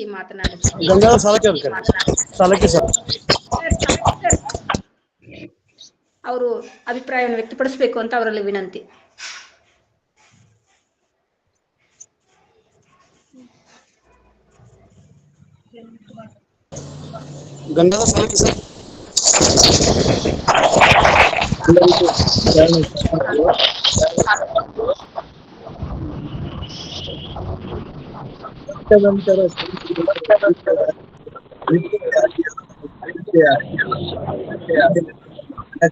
ಸ್ಮರಣೆಯ ಮುಖಾಂತರ ಇದು ಬಹಳ ಗಂಭೀರವಾದ ವಿಷಯ. ಲಿಂಗ ಅರಿವು ಕುರುಹು. ಹಲೋ, ಕೇಳ್ತದಲ್ಲ? ಮಾತಾಡ್ರಿ. ಲಿಂಗ ಅರಿವು ಕುರುಹು ಮೂರು ವಿಷಯಗಳ ಮೇಲೆ ಬಹಳ ಗಂಭೀರವಾದ ಉಪನ್ಯಾಸವನ್ನು ನೀಡಿದ ಶ್ರೀ ಸೋಮನಾಥ್ ಯಾಳ್ವಾರ್ ಸಾರ್ಗೆ ಧನ್ಯವಾದಗಳು. ಇವತ್ತಿನ ದತ್ತಿ ನನಗೆ ಬಹಳ ಖುಷಿ ಅನಿಸ್ತದೆ. ಯಾಕಂದ್ರೆ ನಮ್ಮೆಲ್ಲರ ರೂವಾರಿ ಪ್ರಾಮಾಣಿಕವಾದ ಸೇವೆ ಮಾಡುವಂತ ಶಶಿಕಾಂತ್ ಪಟ್ಟಣ ದಂಪತಿಗಳು ಇವತ್ತು ಅಂತಾರಾಷ್ಟ್ರ ಮೆಟ್ಟಿಗೆ, ಇಂಟರ್ನ್ಯಾಷನಲ್ ಲೆವೆಲ್ಗೆ ಅವರು ಹೋಗಿದ್ದಾರೆ. ಒಂದು ದೊಡ್ಡ ವಿಶ್ವವಿದ್ಯಾಲಯದ ಸಂಪರ್ಕಾಧಿಕಾರಿಗಳು. ಈ ಒಂದು ಒಳ್ಳೆಯ ಸುಸಂದರ್ಭದಲ್ಲಿ ದತ್ತಿ ನಡೆದಿದ್ದು ನಮ್ಗೆಲ್ಲರಿಗೂ ಬಹಳ ಹೆಮ್ಮೆಯ ವಿಷಯ. ನಮ್ಮದು ಸಾಲಕ್ಕಿ ಮೆಂತನ, ಅಳಗುಂಡಿಗಿ ಶರಣ ಬಸಪ್ಪನ ಮೆಂತನ. ನನಗೆ ಕಲಬುರ್ಗಿ ಸರ್ ನಮ್ಮ ಮನೆಗೆ ಬಂದಾಗ ಹೇಳ್ತಿದ್ರು, ಕಲಬುರ್ಗಿ ಅವರ MM ಕಲಬುರ್ಗಿ ದೊಡ್ಡ ಮಗಳನ್ನ ನಮ್ಮ ಸಹೋದರಿ ಕೊಟ್ಟಿದ್ದು ಅಂಬರೀಷ್ಗೆ. ಅವರು ಏನು ಅದೊಂದು ಶರಣ ಬಸವ ಸಾಲಕ್ಕಿ, ಸಾಲುಕ್ಯ, ಸಾಲಂಕಿ ಹಿಂಗ್ ಬೇರೆ ಆಗಿದೆ. ಶರಣ ಬಸಪ್ಪ ಅಳಗುಂಡಿಗೆ ಶರಣ ಬಸಪ್ಪನ ನಿಜವಾದ ಅಡ್ಡ ಹೆಸರು ಸಾಲೋಕ್ಯ. ಸಾಲೋಕ್ಯ ಅಂದ್ರೆ ನಾ ಏನ್ರಿ ಅಂತ ಕೇಳ್ತಿದ್ದೆ ಕಲಬುರ್ಗಿ ಅವರಿಗೆ. ಸಾಲೋಕ್ಯ ಅಂದ್ರೆ ಸಮಾನತೆ. ಅದೇ ನಮ್ಮ ಶರಣರ ಪ್ರತಿಪಾದಿಸಿದ ಕಾಯಕ, ದಾಸೋಹ, ಸಮಾನತೆಯ ಮುಖ್ಯ ತಳಹದಿಗಳು. ಆ ನೆಲೆಯಲ್ಲಿ ನಾವು ಬಹಳ ಈ ಒಂದು ಸಮಾನತೆ ಸಾಲುಕ್ಯ ಅನ್ನೋದ್ ನಾ ಟ್ರೇಡ್ ಯೂನಿಯನ್ ಅಲ್ಲಿ ದಿಲ್ಲಿ ಹೋದ್ರು 30-35 ವರ್ಷ ಟ್ರೇಡ್ ಯೂನಿಯನ್ ಇದ್ರು. ಅಲ್ಲಿ ಸಮಾನತೆ ಅನ್ನೋದನ್ನು ಬಹಳ ಎತ್ತಿಡ್ತಿದ್ವಿ. ಆ ನೆಲೆಯಲ್ಲಿ ಬಹಳ ಒಳ್ಳೆಯ ವಿಚಾರಗಳನ್ನು ಸೋಮನಾಥ್ ಅವರು ಆದಾಯರ ಮೇಲೂ ಒಂದು PhD ಪಡೆದಾರಂತ ಗೊತ್ತಾಯ್ತು. ಈಗ ಬಹಳ ದೊಡ್ಡವಾಯ್ತು ಅರಿವಿನ ಕಾಯ ಅರಿತವರು, ಅಧ್ಯಾತ್ಮವೇ ಅನುಭವ. ಬಹಳ ಗಂಭೀರವಾದ ವಿಷಯವನ್ನು ಇವತ್ತು ನಾವು ಕೇಳಿದೀವಿ. ಆ ನೆಲೆಯಲ್ಲಿ ಮತ್ತೊಮ್ಮೆ ಈ ವೇದಿಕೆಗೆ ಬಹಳ ನಮ್ಮ ದತ್ತಿ ಸಂಪೂರ್ಣವಾಗಿ ಅರ್ಥಪೂರ್ಣ ಆಯ್ತು. ನನಗೆ ಬಹಳ ಖುಷಿ ಅನಿಸ್ತಿದೆ. ಇಂತಹ ವಿಷಯಗಳು ಗಂಭೀರವಾದ ನಮ್ಮ ಶರಣರು ಎಷ್ಟು ದೊಡ್ಡ ಅವರ ವಚನಗಳನ್ನೆಲ್ಲ ಹೇಳಿದ್ರು ಸೋಮನಾಥ್. ಎಂತ ದೊಡ್ಡ ವಿಚಾರಗಳನ್ನು ನಾವು ನಮ್ಮ ಇದ್ರಲ್ಲಿದೆ. ಈ ಸಂಘಟನೆ ಇವತ್ತು ಸತ್ಯವಂತರ ಸಂಘ ಸಾಕು, ಎರಡನೇ ಮಾತೇ ಇಲ್ಲ. ನಾವು ಪ್ರತಿ ಸಲ ಒಂದೊಂದು ಉಪನ್ಯಾಸ ಕೇಳಿದಾಗ ಸ್ವಚ್ಛವಾಗಿ ಬಹಳ ಒಂದು ಗಿರಿ ನಮ್ಮ ಮನಸ್ಸು ಹೃದಯ ಎಲ್ಲನೂ ಬಹಳ ಒಂದು ಪಕ್ವವಾಗಿ ವಿಶಾಲವಾಗಿ ಇರ್ತದೆ ಅನ್ನುವಂತ ನನ್ನ ಒಂದು ವರ್ಷದ ಒಂದು ಅನುಭವ. ಈ ನೆಲೆಯಲ್ಲಿ ಶಶಿಕಾಂತ್ ನಮ್ಮ 10-12 ವರ್ಷಗಳ ನಮ್ಮ ಸ್ನೇಹಿತರು, ಬಹಳ ವಿಮಾನ ಇದರಿಂದ ಇವತ್ತಿನ ಒಂದು ಸಂಭ್ರಮವನ್ನು ನಾವು ಎಲ್ಲರೂ ವೇದಿಕೆಯ ಮೂಲಕ ಆಚರಿಸುವಂತ ಮಾತುಗಳೊಂದಿಗೆ ಈ ಒಂದು ಗಂಭೀರವಾದ ಒಂದು ವಿಷಯವನ್ನು ಎತ್ತಿಕೊಂಡಂತ ಸೋಮನಾಥ್ ಅವರಿಗೆ, ಸಂಘಟಕರಿಗೆ, ದಾನಮ್ಮ, ಶಶಿಕಾಂತ್ ಮತ್ತು ಎಲ್ಲ ಸುಧಾ ಮೇಡಮ್ ಅವರಿಗೆ, ಎಲ್ಲ ಬಿಜಾಪುರದ ಎಲ್ಲ ನನ್ನ ಶರಣು ಬಂಧುಗಳಿಗೆ ಶರಣಾರ್ಥಿ. ಇನ್ನೊಂದು ಮೊನ್ನೆ ಮಾತಾಡ್ದಂಗೆ ಬಿಜಾಪುರದ ಸಂಘಟನೆ ಬಗ್ಗೆ ಹೆಂಗ ನಮ್ಮ ಶಶಿಕಾಂತ್ ಹೇಳ್ತಾರ, ಬಹುಶಃ ಅವ್ರು ಹೊರಗೆ ಹೋಗುವಂತ ಬದರಲ್ಲಿ ಇರ್ಬೋದು, ಬೇರೆ ಕಡೆಗೆ ಹೋಗುವಂತ. ಆ ನೆಲೆಯಲ್ಲಿ ಅವ್ರು ಹೇಗೆ ಹೇಳ್ತಾರ ಹಂಗ ಒಂದು ನಮ್ಮ ಬಿಜಾಪುರ ಶಾಖೆಯನ್ನು ಉದ್ಘಾಟನೆ ಮಾಡುವ ಎಲ್ಲರೂ ಸಾಕಷ್ಟು ಹುರುಪಿನಿದ್ದಾರೆ. ಎರಡನೇದು ಇನ್ನೊಂದು ನಮ್ಮ ಶಶಿಕಾಂತ್ ಅವರ ಪರಮ ಗುರು MM ಕಲಬುರ್ಗಿ ಅವರ 40 ಸಂಪುಟಗಳು ನಾಳೆ 15ನೇ ತಾರೀಕು ಬಿಜಾಪುರದಲ್ಲಿ ಲೋಕಾರ್ಪಣೆ ಆಗ್ತಿದೆ. ಕರ್ನಾಟಕ ಸರ್ಕಾರದ 1.5 ಕೋಟಿ ದುಡ್ಡು ಕೊಟ್ಟು ಅದನ್ನ 40 ಸಂಪುಟಗಳನ್ನು ತಯಾರು ಮಾಡಿದ್ದಾರೆ. ಸಿದ್ಲಿಂಗ್ ಪಟ್ಟಣ ಶೆಟ್ಟಿ ಅವರು ಅವರ ಬಹಳ ಸಮೀಪದವರು. ಅದಲ್ಲದೆ ನಮ್ಮ ಸಿದ್ದರಾಮಯ್ಯ ಬಹುಶಃ ಬರ್ಲಾಕಿಲ್ಲ, SD ಸಿದ್ದರಾಮಯ್ಯ ಅವರು ಬರುವಂತೂ, ವೀರಣ್ಣ ರಾಜೂರ್ ಮುಂತಾದ ಎಲ್ಲಾ ಸಾಹಿತಿಗಳು ಬರ್ತಾರ. ದಯವಿಟ್ಟು ಎಲ್ಲರೂ ಪಾಲ್ಗೊಳ್ಬೇಕು. ಶಶಿಕಾಂತ್ ಅವ್ರದ್ದು ಇತ್ತು ಯಾವುದೋ ಕಾರ್ಯಕ್ರಮ, ಇದೆಲ್ಲ ಹೊಸ ಡೆವಲಪ್ಮೆಂಟ್ ಆಗ್ತದೆ. ಶಶಿಕಾಂತ್ ನಮ್ ಕೈ ಸಿಗಂಗಿಲ್ಲ, ಅಂತಾರಾಷ್ಟ್ರ ಮಟ್ಟಕ್ಕೆ ಹೋಗ್ಬಿಟ್ರು. ಎಲ್ಲರೂ ಅದರಲ್ಲಿ ಪಾಲ್ಗೊಳ್ಳಲು ನಾನು ಸ್ವಾಗತ ಮಾಡ್ತೇನೆ. ಮತ್ತೊಮ್ಮೆ ಈ ಒಂದು ವ್ಯಕ್ತಿ ಉಪನ್ಯಾಸ ಏನೂ ಇಲ್ಲ, ನಾವು ಮಾಡ್ಲಿಕ್ಕಂದ್ರೆ ನಾವು ಸಾರ್ವತ್ರಿಕವಾಗಿ ನಮ್ಮೆಲ್ಲಾ ಶರಣ ಬಂಧುಗಳು ನಮ್ಮ ತಂದೆ ತಾಯಿಗಳ ಸ್ಮರಣೆಯನ್ನು ಮಾಡ್ತಾರ ಅನ್ನೋದು ಇದಕ್ಕಿಂತ ದೊಡ್ಡ ಶ್ರೀಮಂತಿಗೆ ಯಾವುದೂ ಇಲ್ಲ. ಅದಕ್ಕೆ ಬಹಳ ಅನುವು ಮಾಡಿಕೊಟ್ಟು ನನಗೆ ಬಹಳ ಪ್ರೋತ್ಸಾಹ ನೀಡಿದ ಡಾಕ್ಟರ್ ಶಶಿಕಾಂತ್ ಪಟ್ಟಣ್ ಅವರಿಗೆ ಮತ್ತೊಮ್ಮೆ ನನ್ನ ಧನ್ಯವಾದಗಳು. ಧನ್ಯವಾದಗಳು. ನಿಜವಾಗ್ಲೂ ಸರ್, ಆದ್ರೆ ಎಲ್ಲೇ ವಿದೇಶಿ ಮಟ್ಟದೊಳಗೆ ಹೋದ್ರು ಕೂಡ ಅವರ ಹೃದಯ ಮಾತ್ರ ಅಕ್ಕನ ಅರಿಯುವುದು ಇದಕ್ಕಾಗಿ ತುಡಿತಾ ಇರ್ತದೆ ಅಂತಕ್ಕಂತಹ ಮಾತನ್ನ ಹೇಳ್ತಾ ಧನ್ಯವಾದಗಳು. ಮತ್ತೆ ಮೊದಲಿಗೆ ಅವರಿಗೂ ಕೂಡ ನಾವು ಅಭಿನಂದನೆಗಳನ್ನ ಹೇಳ್ಬೇಕು ಆಗಿತ್ತು. ಆರುಬಾ ದ್ವೀಪ ರಾಷ್ಟ್ರದ RCS ವೈದ್ಯಕೀಯ ವಿಶ್ವವಿದ್ಯಾಲಯದ ಸಂಪರ್ಕಾಧಿಕಾರಿಗಳ ನೇಮಕಗೊಂಡಂತಹ ಡಾಕ್ಟರ್ ಪಟ್ಟಣ್ ದಂಪತಿಗಳಿಗೆ ವೇದಿಕೆಯ ಪರವಾಗಿ ಅನಂತ ಕೋಟಿ ಅಭಿನಂದನೆಗಳನ್ನ ಹೇಳೋಣ ತಿಳಿಸೋಣ ಎಲ್ಲರ ಪರವಾಗಿ. ಸರ್, ಈಗ ತಾವು ವೇದಿಕೆಯನ್ನು ಉದ್ದೇಶಿಸಿ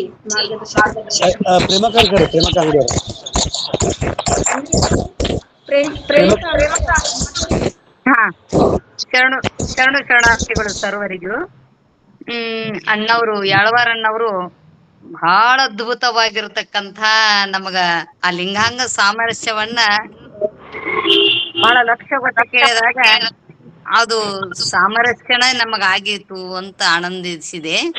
ಸರ್, ಸುಮ್ಮನೆ ನಂದು ಡೌಟು ಸರ್, ಚಿತ್ತು ಮತ್ತು ಮೂಲ ಚಿತ್ತು ಅಂತ ಬಹಳ ಸಲ ಶರಣರು ವಚನಗಳಲ್ಲಿ ಬಳಸ್ತಾರೆ. ಆ ಚಿತ್ತಿಗೂ ಮೂಲ ಚಿತ್ತಿಗೂ ಏನು ವ್ಯತ್ಯಾಸ ಸರ್? ದಯವಿಟ್ಟು ನನಗೊಂದಿಷ್ಟು ತಿಳಿಸ್ಬೇಕು ಅಂತ ತಮ್ಮಲ್ಲಿ ವಿನಂತಿ.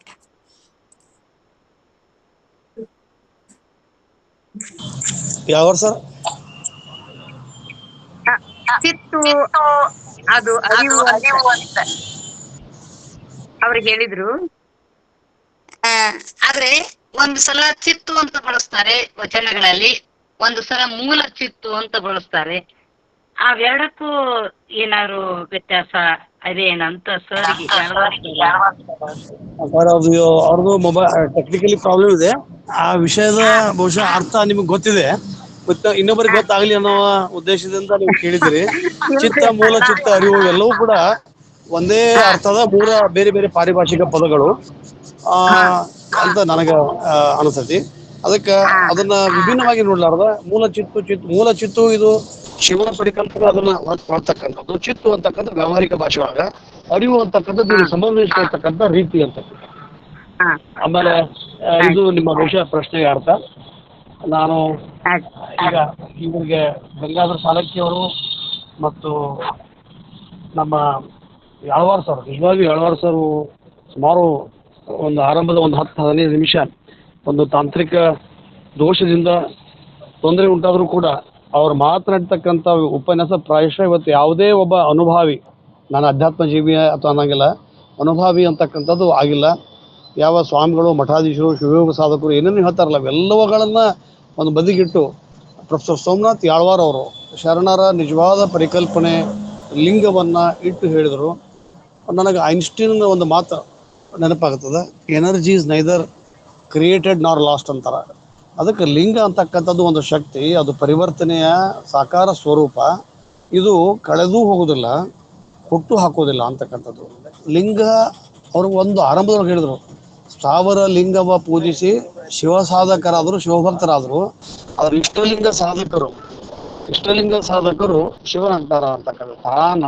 ನಾ ದೇವನಾಗಬಹುದಲ್ಲದೆ ನೀ ದೇವನಾಗಬಹುದೇ, ನೀ ದೇವನಾದರೆ ನನ್ನನ್ನು ಏಕೆ ತಲುಹೆ ಅಂತಕ್ಕಂಥ ಪ್ರಶ್ನೆಯನ್ನ ಒಬ್ಬ ಲಿಂಗ ಸಾಧಕ ದೈವತ್ವವನ್ನೇ ಪ್ರಶ್ನೆ ಮಾಡ್ತಕ್ಕಂಥ ಕಾರ್ಯವನ್ನು ಮಾಡ್ತಾರೆ. ಈ ಎಲ್ಲ ಚತುರ್ವಿಧ ಸಂಪನ್ನ ಪಂಚವಿಧ ಪಂಚಬ್ರಹ್ಮವನ್ನು ಅರಿತ ಮಹಾಸಂಗರ ಬಸವ ಎನಗೆಯೂ ಗುರು ನಿನಗೆಯೂ ಗುರು ಜಗಕ್ಕೆಲ್ಲ ಗುರು ಕಾರಣ ಅಂತಕ್ಕೊಂದು ಅಲ್ಲಮ್ಮ ಹೇಳ್ಬೇಕಾದ್ರೆ ಬಹುಶಃ ಒಂದು ಮಾತು ಹೇಳ್ತಾರ, ದೇವನಾಗಬಹುದಲ್ಲದೆ ಬಸವನಾಗಲು ಬಾರದು ನೋಡ ಗುಹೇಶ್ವರ ಅಂತಕ್ಕಂಥ. ಬಸವಣ್ಣ ಯಾಕೆ ಪರಿಪೂರ್ಣ ಆಗ್ತಾನ ಅಂತಂದ್ರೆ ಗುರುಲಿಂಗ ಜಂಗಮದ ತತ್ವಗಳನ್ನ ಸರಳೀಕರಿಸಿದ, ಜನಸಾಮಾನ್ಯರಿಗೆ ಕೊಟ್ಟ, ಜನಸಾಮಾನ್ಯರನ್ನ ಮಹಾನ್ ಎತ್ತರಕ್ಕೆ ಬಹುಶಃ ಕರ್ಕೊಂಡು ಹೋದ ಅನ್ನುವ ಕಾರಣಕ್ಕೆ ಎಲ್ಲರೂ ಕೂಡ ಬಸವಣ್ಣನ ಗುರು ಅದು ವ್ಯಕ್ತಿ ಗುರು ಅಲ್ಲ, ಅದು ಅರಿವಿನ ಗುರು ಅಂತಕ್ಕಂಥದ್ದು. ಆ ಅರಿವಿನ ಗುರು ಇವತ್ತು ನಾವು ಯಾವಾಗಲೂ ಎದೆ ಮೇಲೆ ಲಿಂಗ ಇದ್ದಾಗ, ಕೈಯೊಳಗ ಲಿಂಗ ಇಟ್ಕೊಂಡಾಗ ನಾನು ಅದ್ರ ಬಸವಣ್ಣನ ಸ್ವರೂಪವಾಗೇ ಕಾಣ್ತೀವಿ, ಕಾಣಬೇಕು. ಬಸವಣ್ಣನೇ ನನ್ನ ಮುಂದೆ ಆತನ ಮುಂದೆ ನಮ್ಮ ನಿವೇದನೆಗಳನ್ನು ಮಾಡಿಕೊಂಡು ನಾವು ನಮ್ಮ ತಲ್ಲಣ, ನಮ್ಮ ಪ್ರಶ್ನೆಗಳನ್ನ ಎಲ್ಲದಕ್ಕೂ ಉತ್ತರ ಹುಡುಕಾಕ ನಾವೇ ಪ್ರಯತ್ನ ಮಾಡಬೇಕು. ಆ ಪ್ರಯತ್ನ ಮಾಡೋದೇ ಅವರು ಅರಿವೇ ಗುರು, ಆಚಾರ ವಿಶೇಷ ಅಂತಕ್ಕಂಥದ್ದು, ಆಚಾರ ಲಿಂಗ ಅಂತಕ್ಕಂಥದ್ದು. ಹಂಗ ನಾವು ಬಹಳಷ್ಟು ಜನ ಇದನ್ನ ಲಿಂಗ ಪೂಜೆ ಮಾಡ್ತಾರೆ. ಅದಕ್ಕೆ ಚನ್ನಬಸವಣ್ಣ ಹೇಳ್ತಾನೆ, ಕವಿತ್ವ ಸಾಧಕರೆಲ್ಲ ಕಳವಳಿಸಿ ಹೋದರು, ವಿದ್ಯಾ ಸಾಧಕರೆಲ್ಲ ಬುದ್ಧಿಗೆಟ್ಟು ಹೋದರು, ಲಿಂಗ ಸಾಧಕರೆಲ್ಲ ಭೂಭಾರಿಗಳಾದರು, ಜಂಗಮ ಸಾಧಕ ಕೂಡಲ ಚೆನ್ನ ಸಂಘನಲ್ಲಿ ನಮ್ಮ ಬಸವಣ್ಣನ ಒಬ್ಬನೇ ಅಂತಕ್ಕಂಥದ್ದು. ಜಂಗಮ ಸಾಧಕ ಅಂತಂದ್ರೆ ಸಮನ್ವಯಕ, ಈ ಚೈತನ್ಯವನ್ನ ಪರಿವರ್ತನೆಗೊಳಿಸ್ತಕ್ಕಂಥದ್ದು. ಸರ್ ಭಾಳ ಚಂದ, ಲಿಂಗ ಅಂತಕ್ಕಂಥದ್ದು ಪರಿವರ್ತನೆ, ಅದು ಆಸ್ತಿನೂ ಅಲ್ಲ ನಾಸ್ತಿ ಅಲ್ಲ. ಬಹುಶಃ ಈ ಎದೆಗಾರಿಕೆ ಅಂದ್ರೆ ಸೋಮನಾಥ್ ಸರ್ ಹೇಳ್ತಕ್ಕಂಥ ಎದೆಗಾರಿಕೆ, ಗಟ್ಟಿತನ ಎಲ್ಲರೂ ಲಿಂಗನ ಆಸ್ತಿಕನ ನಾಸ್ತಿಕನ ಎರಡೂ ಅಲ್ಲ ಅಂತದ್ದು, ಅದು ಪರಿವರ್ತನೆ. ಈ ರೀತಿಯಾಗಿ ನಾವು ಲಿಂಗವನ್ನು ತೆಗೆದುಕೊಂಡು ಹೋಗ್ಬೇಕು. ಬಹುಶಃ ಸಾರ್ಥಕ ಆಯಿತು. ನನ್ನ ಸಹೋದರ ಗಂಗಾಧರ ಸಾಲಕ್ಕಿಯವರು ಭಾಳ ದೊಡ್ಡ ವ್ಯಕ್ತಿತ್ವ. ಅವರ ಮಾರ್ಕ್ಸ್ ಮತ್ತು ಬಸವಣ್ಣನ ಅನುಯಾಯಿಗಳು. ಒಂದು ಕಡೆ ಕ್ರಾಂತಿ ಕೆಂಪು ಬಾವುಟ ಹಿಡಿದ್ರೆ, ಇನ್ನೊಂದು ಕಡೆ ಬಸವಣ್ಣನ ವಚನಗಳನ್ನ ಕಟ್ಟನ್ನು ಹಿಡ್ಕೊಂಡಂತ ಒಬ್ಬ ನನ್ನ ಆತ್ಮೀಯ ಸಹೋದರರು. ಭಾಳಷ್ಟು ಸಾಹಿತ್ಯಿಕ ಭಾಳ ಸಂಘರ್ಷಮಯವಾಗಿ ಜೀರೋದಿಂದ ಹೀರೋ ಆದಂಥವ್ರು ಯಾರಂದ್ರೆ ಸಾಲಕ್ಕಿ ಅವರು. ಅತ್ಯಂತ ತಳಮಟ್ಟದಿಂದ ಇವತ್ತು ಸುಮಾರು ಒಂದು 50-60 ಕೋಟಿ ಆಸ್ತಿಯನ್ನು ಅವರು ಶ್ರಮದಿಂದ ಮಾಡಿದಂಥ, ಸಮ ಸಂಸ್ಕೃತಿಯಿಂದ ಮಾಡಿದಂಥವ್ರು. ನನಗೆ ಮುಂದಿನ ಸಲ ಬಹುಶಃ ಸೋಮನಾಥ್ ಯಾಳ್ವಾರ್ ಅವ್ರಿಗೆ ಇದನ್ನ ಮುಂದಿನ ಭಾಗವಾಗಿ ಲಿಂಗದ ಪರಿಕಲ್ಪನೆಗಳನ್ನು ಬೊಯ್ತಕ್ಕಂಥದ್ದು. ಅವ್ರು ಭಾಳ ಆರಂಭದೊಳಗೆ ಹೇಳಿದರು, ಇದು ಶೈವರ, ಕಾಳಾಮುಖಿಗಳ, ಪಾಶುಪತ ಇವರೆಲ್ಲರ ಲಿಂಗಗಳು ಅಥವಾ ಸನಾತನಿಗಳ ಲಿಂಗ. ಅವರು ತಪ್ಪಂತಲ್ಲ, ಅವ್ರ ಪರಿಕಲ್ಪನೆ, ಅವರ ನಂಬಿಕೆ, ಅವರ ವಿಶ್ವಾಸವನ್ನು ನಾವು ಪ್ರಶ್ನೆ ಮಾಡ್ತಕ್ಕಂಥದ್ದಲ್ಲ, ಟೀಕೆ ಮಾಡ್ತಕ್ಕಂಥದ್ದು ಅಲ್ಲ. ಅಲ್ಲಿ ಹೆಣ್ಣು ಗಂಡುಗಳ ಜನನಾಂಗಗಳನ್ನ ತೆಗೆದುಕೊಂಡು ಅದು ಸೃಷ್ಟಿ ಐತಿ ಅಂತ ತಿಳ್ಕೊಂಡು ದ್ರಾವಿಡ ಪರಿಕಲ್ಪನೆಯನ್ನೇ ಮುಂದುವರಿಸ್ಕೊಂಡು ಬಂದರು. ಆದರೆ ಇವತ್ತಿನ ಅದನ್ನು 900 ವರ್ಷಗಳ ಹಿಂದೆ ವೈಚಾರಿಕವಾಗಿ ವೈಜ್ಞಾನಿಕವಾಗಿ ಇದು ಅಲ್ಲ, ಇದು ನೀನು ದೇವ, ನೀನು ಸೃಷ್ಟಿಕರ್ತನ ಪ್ರತಿರೂಪ ನೀನೇ, ಪರಬ್ರಹ್ಮನ ಪ್ರತಿರೂಪ ನೀನೇ ಪರಿಬ್ರಹ್ಮ ಅಂತಕ್ಕಂಥ ವಿಚಾರವನ್ನ ಲಿಂಗದ ಮೂಲಕ ಕೊಟ್ಟವರು ಬಸವಣ್ಣ. ಲಿಂಗವನ್ನ ಕಳಿತಾ ಲಿಂಗವನ್ನು ಹಾಕ್ತಾ ಲಿಂಗ ಸಾಧಕರು ಏನಾದರೂ ದುಬಾರಿಗಳಾದ್ರು ಅಂತಕ್ಕಂಥ ಹೇಳ್ತಾ ಲಿಂಗವ ಪೂಜಿಸಿ ಫಲವೇನು ಅಂತಕ್ಕಂಥದ್ದು ಹೇಳ್ತಾ ಲಿಂಗವು ಎರೆದರೆ ನೆನೆದರು ಮರೆಯದರೆ ಬಾಡದು ಉರುಳಿಲ್ಲ ಲಿಂಗಾರ್ಚನೆ. ಅರ್ಚನೆಗೆ ಅಲ್ಲ, ಇದು ಲಿಂಗ ನೀನಾಗ್ತಕ್ಕಂಥ ಪ್ರಕ್ರಿಯೆ, ನೀನು ಸಮಷ್ಟಿಯ ಭಾಗ, ಶಿವನ ಸ್ವರೂಪ ಅಂತಕ್ಕಂಥ ಅಥವಾ ದೈವತ್ವದ ನಿನ್ನೊಳಗೆ ಇದೆ ಅಂತಕ್ಕಂಥ ಸ್ವರೂಪನ ಭಾಳ ಮಾರ್ಮಿಕವಾಗಿ ಹೇಳಿದರು. ಅವರಿಗೆ ಅನಂತ ಶರಣಾರ್ಥಿಗಳು. ಅದೇ ರೀತಿ ನನ್ನ ಸಾಲಕಿಯವರಿಗೆ ಅನಂತ ಶರಣಾರ್ಥಿಗಳು. ಆರಂಭದೊಳಗೆ ಸ್ವಲ್ಪ ತಾಂತ್ರಿಕ ವಿಳಂಬವಾದದ್ದಕ್ಕೆ ಎಲ್ಲರಲ್ಲಿ ನಾನು ಕ್ಷಮೆಯನ್ನು ಕೇಳಿ ನನ್ನ ಮಾತಿಗೆ ವಿರಾಮ ಹೇಳ್ತೇನೆ. ಶರಣಾರ್ಥಿ. ಮತ್ತು ಇನ್ನೊಂದು ಅಂದರೆ ಇದು ಅರೋಮಾ ವಿಶ್ವವಿದ್ಯಾಲಯ ಯಾಕೆ ನಾವು ಅದಕ್ಕೆ ತೊಗೊಂಡ್ವಿ ಅಂದರೆ ಇದು ಯಾವುದೇ ಸ್ಯಾಲ್ರಿ ಆಗಲಿ, ಇದೆಲ್ಲ ಒಂದು ಸೇವೆ, ಸಮಾಜ ಸೇವೆ. ಅಲ್ಲಿರ್ತಕ್ಕಂಥ ಏನು ಮುಖ್ಯ ಕಾರ್ಯನಿರ್ವಾಹಕರು ಮತ್ತು ಡೀನ್ ನಮ್ಮ ಸಮಾಜದವರು, ಬಸವ ಭಕ್ತರು, ಮಹದೇವಪ್ಪ ರಾಂಪುರಿ ಅವರ ಮಗ. ನಮ್ಮ ವಿದ್ಯಾರ್ಥಿಗಳಿಗೆ, ನಮ್ಮ ಸಮುದಾಯದವರಿಗೆ ಒಂದು ಅಲ್ಲಿ ನೌಕರಿ ಆಗಲಿ, ಅಲ್ಲಿ ವಿದ್ಯಾರ್ಥಿಗಳಿಗೆ ಅಡ್ಮಿಷನ್ಸ್ ಆಗಲಿ ವಿತ್ ಸ್ಕಾಲರ್ಶಿಪ್ಸ್. ಅದು ನಾನು ನಾಳೆ ನಾಡ್ದು ನಮ್ಮ ಎಲ್ಲ ಜನರಿಗೆ ಅವ್ರ ಕಡೆಯಿಂದ ಹೇಳಿಸ್ಬೇಕು ಅಂತ ತಿಳ್ಕೊಂಡು, ಭಾಳ ಜನರಿಗೆ ಹಂಗಾರೆ ಭಾಳ ದೊಡ್ಡ ಅಮೌಂಟ್ ಆಗುತ್ತೆ ಬಿಟ್ಟು ಹೋಗಾರ ಅಂತಲ್ಲ. ನಾವೇನೂ ಬಿಟ್ಟು ಹೋಗಂಗಿಲ್ಲ. ನಾವು ಇಲ್ಲೇ ಅಕ್ಕನೊಳಗೆ ಇರ್ತೀವಿ. ನಾನು ಇದ್ದ ನೌಕರಿನ ಬಿಟ್ಟು ನಾನು ಕೆಲಸ ಮಾಡಬೇಕಾದ್ರೆ ಇನ್ನೊಂದು ಇದು ನೌಕರಿ ಅಂತಲ್ಲ, ಸೇವೆ ಅಂತ ನಾನು ಮಾಡ್ತಾಯಿದ್ದೀನಿ. ಭಾಳ ಜನರಿಗೆ ನಾಳೆ ನಾಡ್ದು ನಮ್ಮ ಅಕ್ಕನರಿಗೂ ಎಲ್ಲ ಸದಸ್ಯರನ್ನ ಉದ್ದೇಶಿಸಿ ರಾಂಪುರ ಅವರು 9 ಗಂಟೆ ಟೈಮ್ ಇರ್ತೀವಿ, ಮಧ್ಯರಾತ್ರಿ ಇದೇ ಕಾರಣ ಅವರನ್ನು ಎಬ್ಸೋದು ಸರಿಯಲ್ಲ. ಸೊ ಈ ಕಾರಣದಿಂದ ನಾವೆಲ್ಲರೂ ಕೂಡ್ಕೊಂಡು ಇದಕ್ಕೆ ಕೈ ಜೋಡಿಸೋಣ, ಬಸವಣ್ಣನ ಮಹಾಮನಿಯನ್ನು ಗಟ್ಟಿಗೊಳಿಸೋಣ ಅಂತ ಹೇಳ್ತಾ ನನ್ನ ಮಾತಿಗೆ ವಿರಾಮ ಹೇಳ್ತೀನಿ. ಶರಣಾರ್ಥಿ. ನಮ್ಮನ್ನು ಬೆಂಬಲಿಸಿದವರೆಲ್ಲ, ನಮ್ಮನ್ನು ಆಶೀರ್ವಿಸಿದಂಥ ಎಲ್ಲ ಶರಣ ತಂದೆಗೆ ಭಕ್ತಿಪೂರ್ವಕ ಶರಣಾರ್ಥಿ. ಧನ್ಯವಾದಗಳು ಸರ್. ಖಂಡಿತ ನಮ್ಮ ಪ್ರಯತ್ನ ಬಸವಣ್ಣನನ್ನ ವಿಶ್ವದೆಲ್ಲೆಡೆ ಆತನನ್ನ ಅರಿವು ಮಾಡಿಕೊಡೋದು, ಆತನ ವಿಚಾರಗಳನ್ನ ಅಳವಡಿಸ್ಕೊಳ್ಳೋದು ಜೀವನದಲ್ಲಿ, ಇದೇ ನಮ್ಮ ಮುಖ್ಯ ಉದ್ದೇಶ. ಧನ್ಯವಾದಗಳು ಸರ್ ವೇದಿಕೆ ಪರವಾಗಿ ತಮಗೆ. ಈಗ ಮತ್ಯಾರಾದ್ರೂ ಪ್ರಶ್ನೆಯನ್ನ ಕೇಳೋರಿದ್ರೆ ಕೇಳ್ಬೋದು.